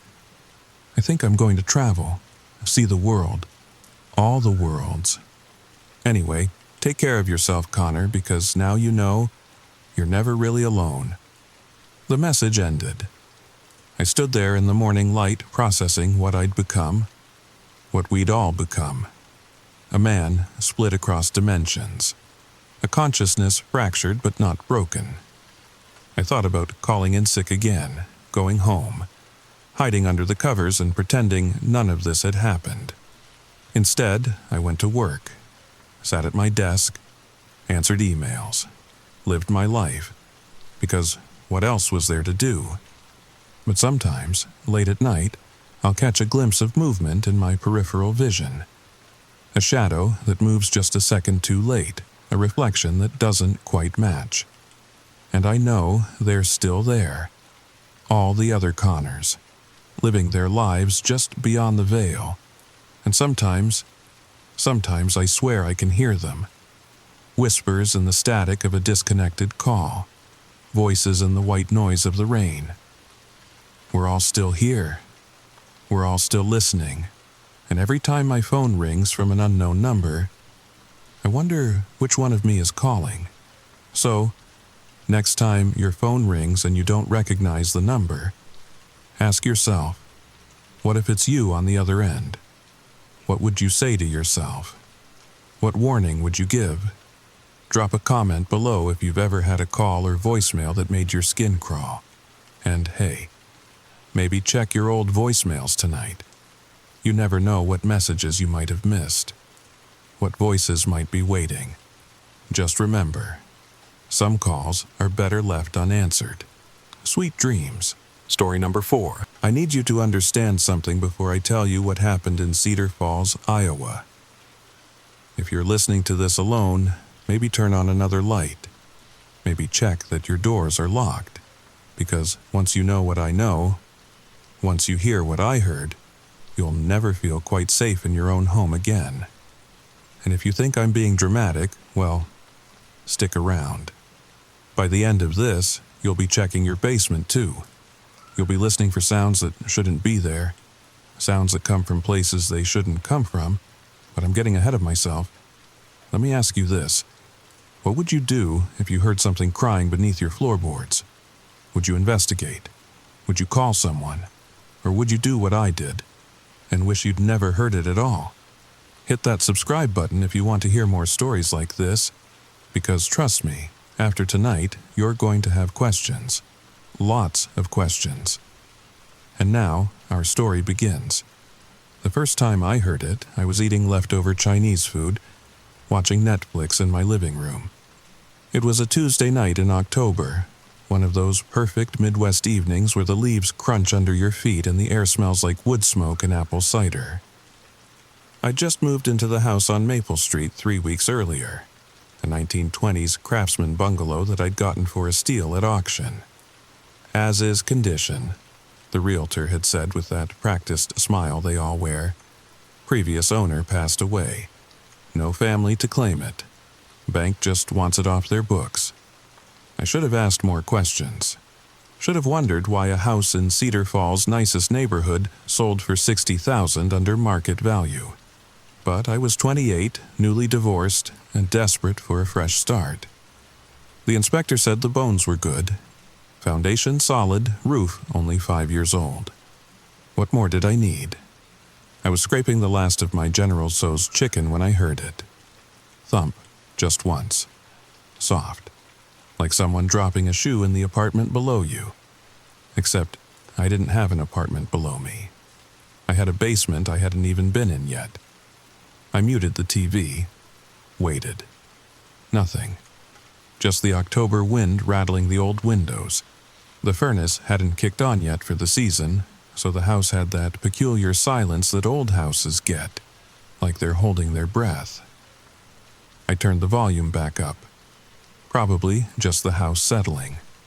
Old houses make noise, right? Everyone knows that. 20 minutes later, thump thump. This time I felt it through my feet. A vibration in the floorboards.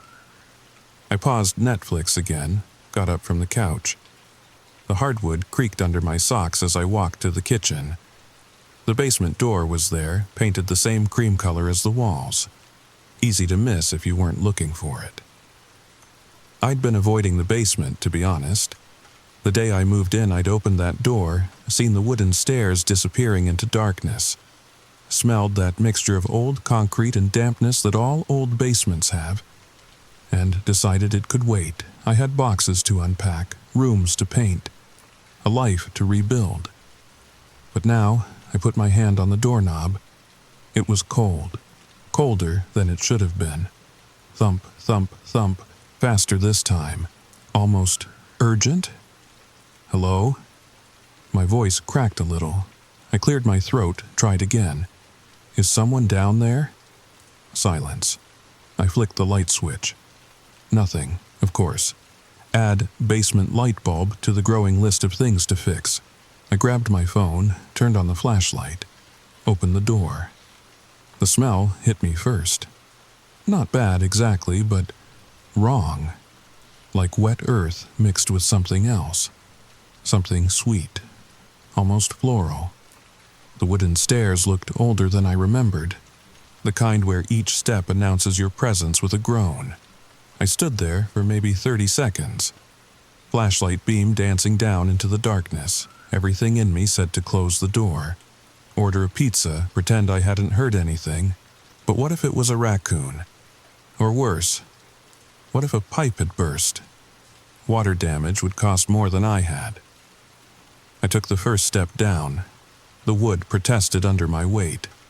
A long, drawn-out creak that seemed too loud in the silence. My flashlight beam caught cobwebs in the corners, dust motes floating like tiny ghosts. Second step, third. The temperature dropped with each step. October cold becoming December cold, becoming something else entirely. Halfway down, I stopped, listened. Nothing. Just a house noise, I whispered. Just the foundation settling. But houses don't settle in rhythmic patterns. Houses don't make sounds that seem to respond to your presence. I made it to the bottom. Concrete floor, as expected. Stone walls that looked older than the house above. Probably part of the original farmstead that Cedar Falls was built around. My flashlight swept across the space, catching an old water heater, some wooden shelves holding paint cans from the Reagan administration, a workbench covered in tools gone to rust, normal basement things, nothing that would make thumping sounds. I was about to head back up when my light caught something in the far corner.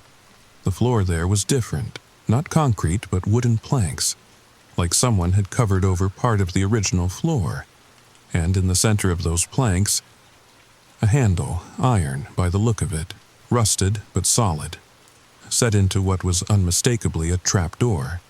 My mouth went dry. Who puts a trapdoor in a basement? What's under a basement? I walked closer, each footstep echoing in the silence. The sweet smell was stronger here, cloying, making my head swim a little. I knelt beside the trapdoor, played my light around its edges. The wood was different from the rest, newer, maybe installed in the 70s or 80s, judging by the style. There were scratches in the wood around the handle, deep gouges, like someone had tried to pry it open with tools, or something else. Thump, thump, thump, thump, the sound exploded from directly beneath the trapdoor. So loud I fell backward, phone tumbling from my hand. The flashlight beam spun crazily across the ceiling before the phone landed face down, plunging me into absolute darkness. I scrambled for it, hands slapping against cold concrete. Found it, lifted it. The screen was cracked, but the light still worked. I swept it toward the trapdoor. It was moving. Just slightly. Just enough to notice. The handle lifting maybe a quarter inch with each impact from below. Something was hitting it. Something wanted out. I ran. Not proud of it, but I ran. Took the stairs 3 at a time. Slammed the basement door behind me. And stood there in my bright, normal kitchen, chest heaving, trying to make sense of what I'd just seen. Old houses have crawl spaces, I told myself. Maybe an animal fell in. Maybe the previous owner had a root cellar. Maybe... Thump, thump, thump.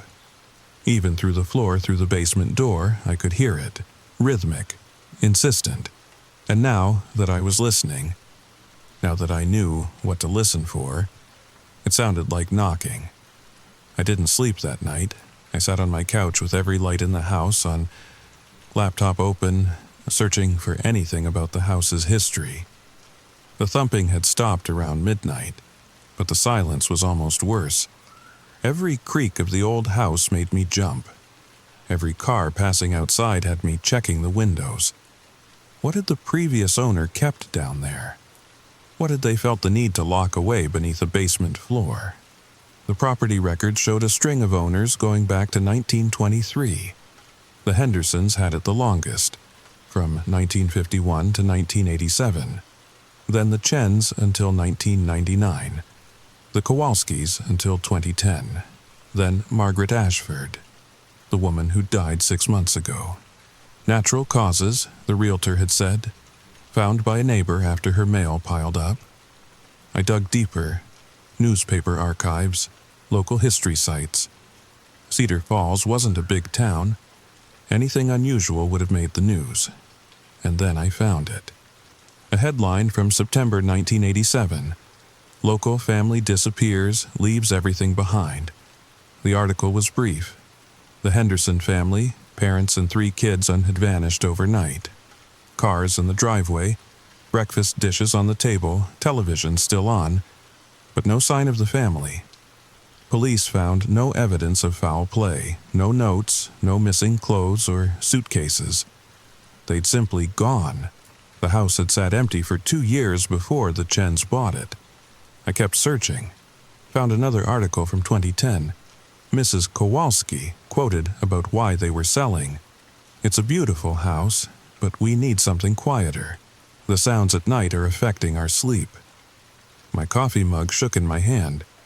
By dawn, I'd made a decision.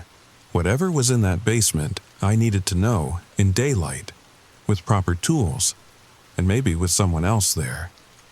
I called in sick to work, drove to Home Depot as soon as they opened, bought a proper flashlight, a crowbar, heavy work gloves, even a dust mask. Though I wasn't sure why that felt necessary. I also stopped by the Historical Society. Cedar Falls had one of those small-town museums run by elderly volunteers who knew everyone's business going back generations. The woman at the desk, Gladys, her name tag said, lit up when I mentioned Maple Street. "Oh, the old Brennan place. You're the new owner? How wonderful." "Brennan?" I asked. The records said Henderson. Her face did something strange. A flicker of discomfort quickly covered by her customer service smile. "Well, yes. The Hendersons owned it for quite some time, but the original builders were the Brennans, 1923, part of the old farmstead development." She bustled away to find records before I could ask more questions. Came back with a manila folder that smelled like mothballs and old paper. "Here we are." "Oh." She frowned at something in the file. "That's odd. Looks like some pages are missing. But here's a photo of the original family, black and white. A stern-looking couple with 3 children. Normal-looking for the era, except they weren't looking at the camera. All 5 of them were looking slightly to the left, as if something just outside the frame had caught their attention." "Do you know what happened to them?" I asked. Gladys was quiet for a moment. Then, "Old houses have histories, dear. Not all of them are pleasant. The Brennans, well, there was an incident with the youngest child. After that, they moved away." "What kind of incident?" She closed the folder. "I think that's all we have on the house. Will you be joining our historical society? We meet every second Thursday." She wouldn't say more, but as I left, she called after me. "Dear, if you're doing renovations, be careful in the basement. The ground there is, well, it's not stable. Old limestone caves run all under this part of town. That's why we have so few basements in the historic district. Caves under my house." I sat in my car for a long time, staring at the Historical Society building, then drove home. Parked in my driveway, looking at my perfectly normal house with its window boxes and gingerbread trim. You'd never know, looking at it, that something was wrong. That underneath, the morning sun made everything seem possible, explainable. I was probably overreacting, stressed from the divorce, from the move. Old houses made sounds. Animals got trapped in crawl spaces. There was surely a logical explanation. I went inside, set my supplies on the kitchen counter, made another coffee, and then before I could lose my nerve, I opened the basement door. Daylight filtered down from the kitchen, making the first few steps visible. I clicked on my new flashlight anyway. Industrial strength, the package had promised. Bright as sunlight. The basement looked different in the stronger light. Smaller. More ordinary. Just a neglected space full of forgotten things. The sweet smell was still there, but fainter. Maybe a dead mouse in the walls.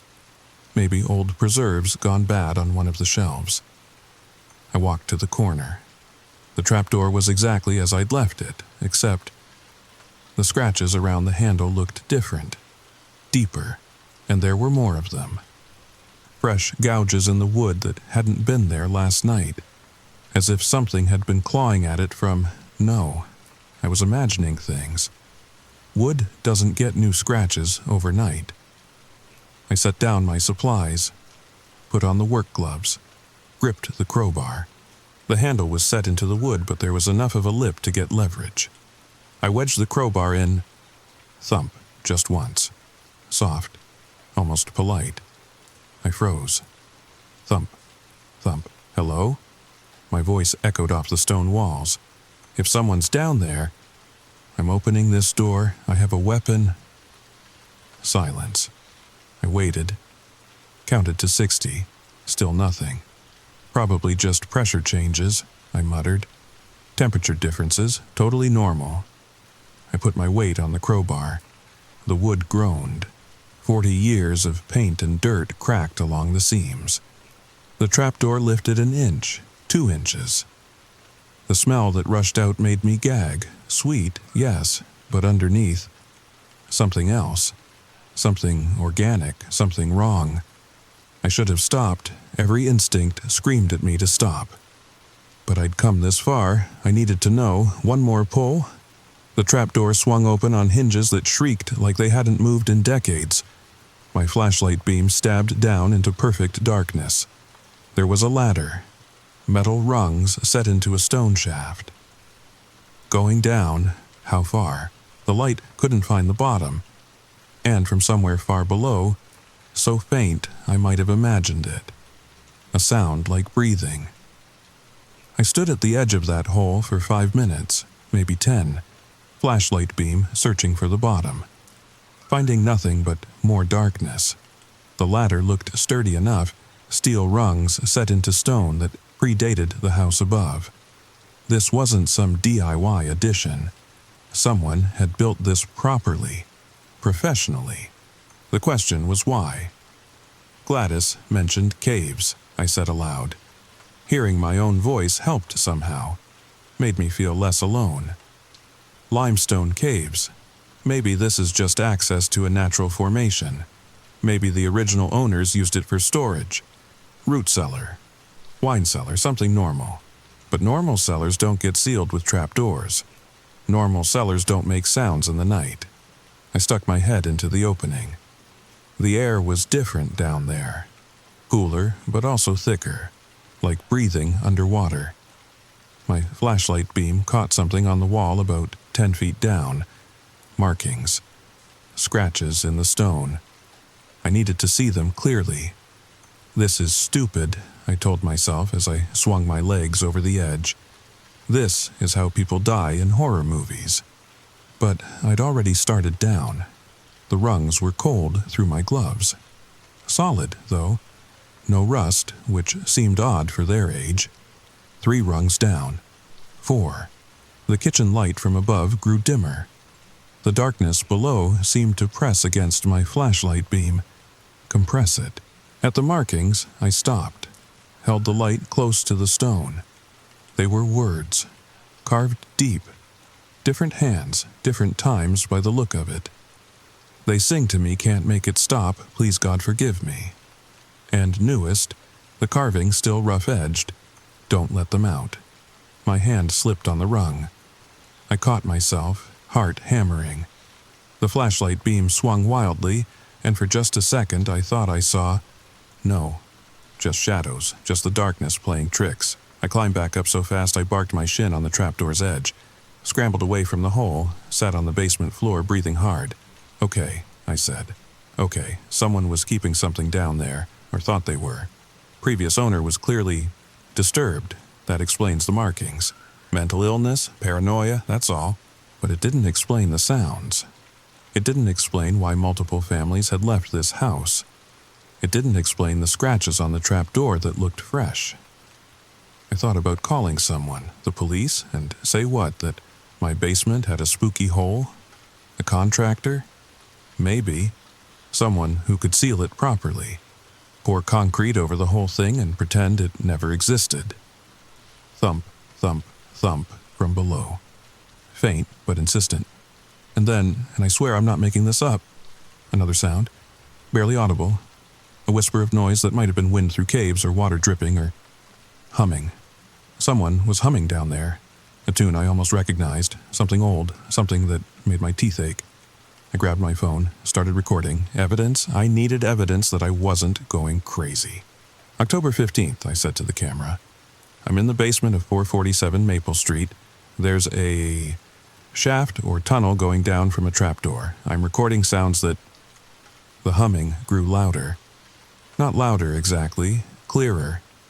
Like tuning in a radio station. And with it, that sweet smell intensified. Floral, chemical, familiar but wrong. My phone screen flickered. The recording stopped. Battery at 73%, but the phone shut off completely. Wouldn't turn back on. The humming continued. Multiple voices now, harmonizing. The melody was beautiful in the way poisonous flowers are beautiful. In the way certain dreams are beautiful right before they become nightmares. I stood up, backed toward the stairs. The trapdoor gaped like a mouth, exhaling that sweet wrong air. The humming seemed to follow me, wrap around me. No, I said it out loud, firm. No, I don't know what you are, but you're staying down there. The humming stopped. Silence so complete I could hear my blood in my ears. Then, a voice. Soft. So soft. Rising from the depths like smoke. Please. I ran. Again. But this time I grabbed the trapdoor on my way and slammed it shut. The impact echoed through the basement. I looked around frantically. There. Paint cans. Heavy ones. I stacked them on the trapdoor, then the toolbox, then an old ceramic planter. Anything with weight. It wasn't enough. Would never be enough. But it made me feel better. I went upstairs, locked the basement door, pushed my kitchen table against it, then sat at that table, staring at the door, trying to make sense of what I'd heard. People don't live under houses. People don't survive in caves below basements. The human brain needs oxygen, food, water, whatever was down there. My laptop was still open from last night. I started searching again. Not about the house this time, about the caves Gladys had mentioned, about limestone formations under Cedar Falls. What I found made me close the laptop and seriously consider leaving, just walking out the door and never coming back. There were caves, extensive ones, the kind that spelunkers traveled from 3 states away to explore. But the entrance nearest my neighborhood had been sealed in 1963. County records showed why. Unstable conditions, risk of collapse, public safety hazard. But there was more. Forum posts from urban explorers. Stories about sounds in the sealed caves. About finding modern items in places no one should have been able to reach. About a local legend that predated the town itself.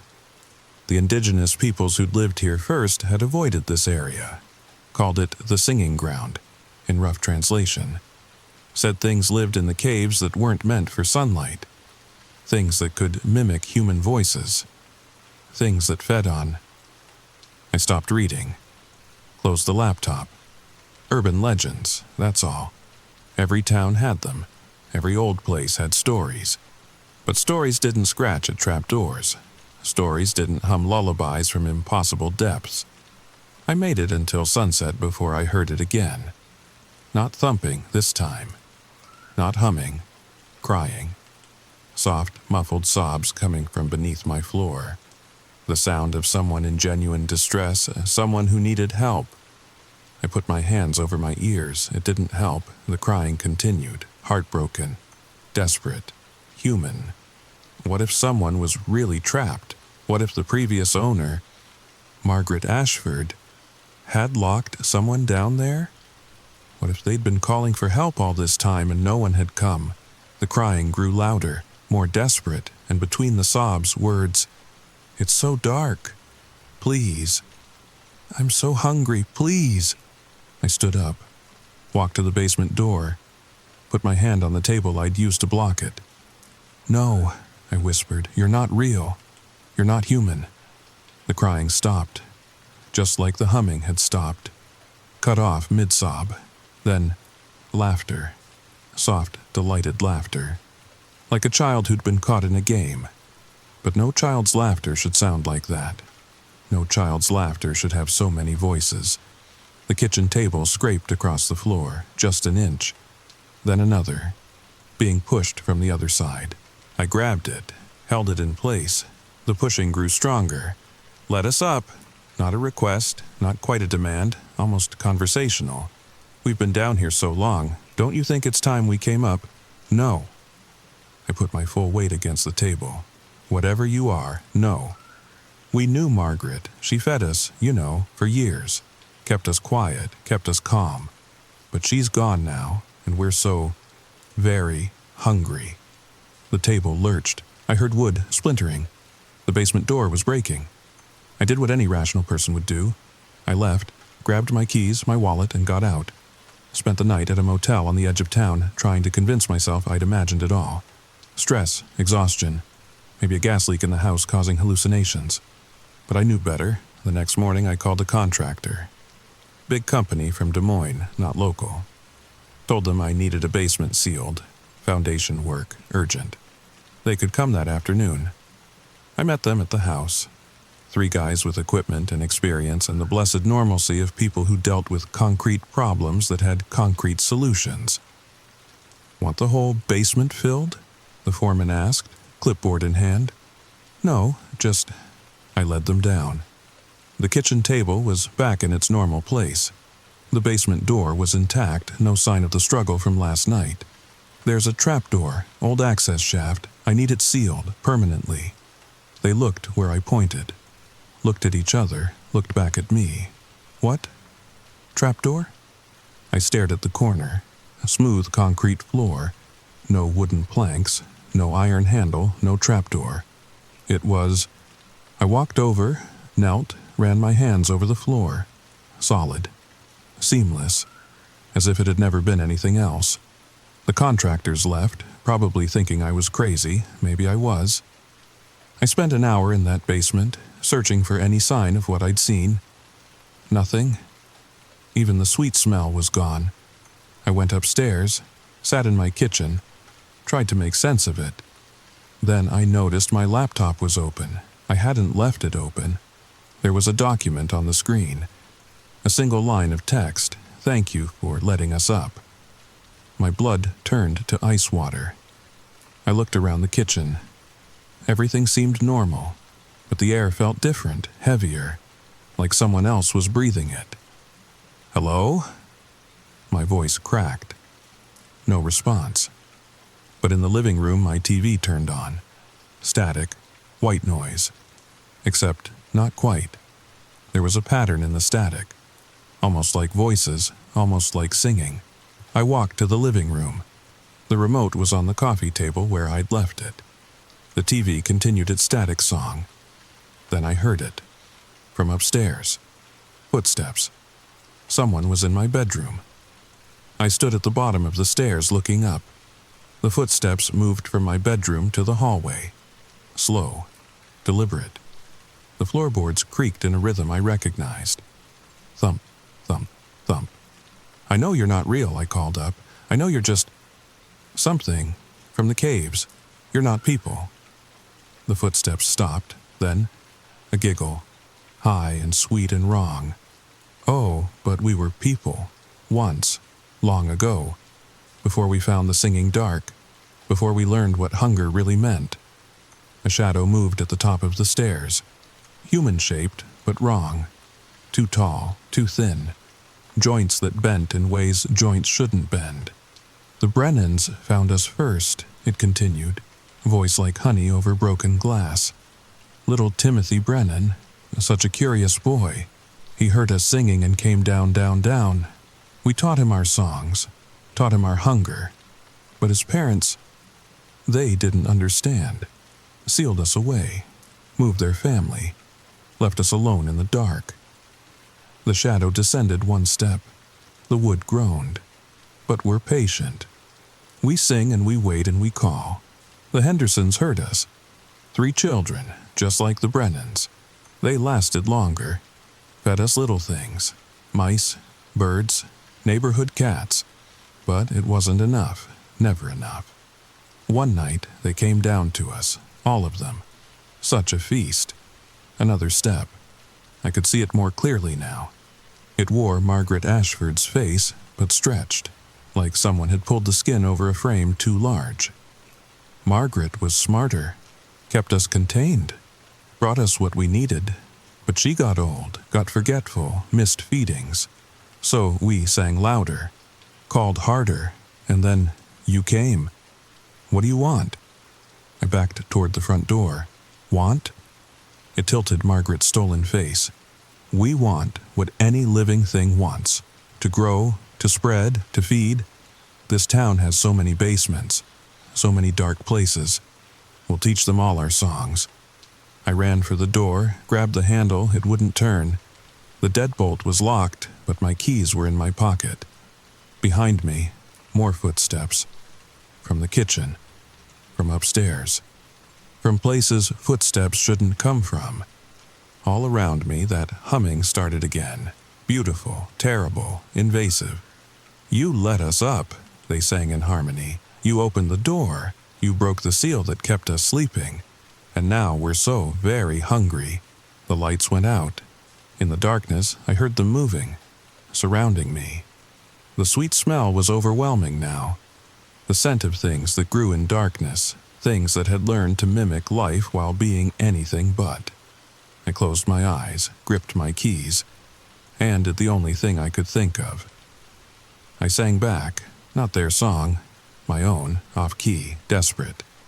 A children's lullaby my mother used to sing, simple human noise against their ancient harmony.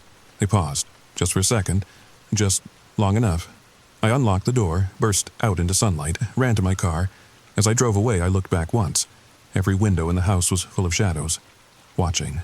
Waiting. That was 3 days ago. I'm staying with friends in Chicago now. Haven't told them why. How could I? But I watch the news. Wait for reports from Cedar Falls about disappearances, about sounds in the night, about things that sing in the dark. Because I know they're out there now. Free. Spreading. Finding new basements, new dark places, new voices to steal, and sometimes, late at night, I hear humming, faint, distant, but getting closer. They're traveling, following. They tasted my fear and want more, so I keep moving. Stay in bright places, avoid basements, and I'm telling you this story because you need to know, need to understand. If you hear thumping beneath your floor, don't investigate. If you find a sealed door in your basement, leave it sealed. And if you hear singing from places nothing should sing, run. Run and don't look back. Because they're not trapped anymore, they're free. And they're so very, very hungry. Sweet dreams, everyone. I hope you can sleep after hearing this. I hope you don't lie awake listening to the sounds your house makes in the night. I hope you don't wonder what's beneath your floorboards, what's behind your walls, what's waiting in the spaces we've forgotten to fear. But if you do hear something, if you do notice that sweet smell, remember my story. Remember what happened in Cedar Falls. And remember, I warned you. Hit subscribe if you want to hear what happens next. Because this isn't over. I'm still running. Still checking the news. Still waiting for the other shoe to drop. And last night, in my motel room, I found something written on the bathroom mirror. Written in condensation like someone had breathed on the glass. We're learning so many new songs. Sleep tight, everyone. Sleep tight.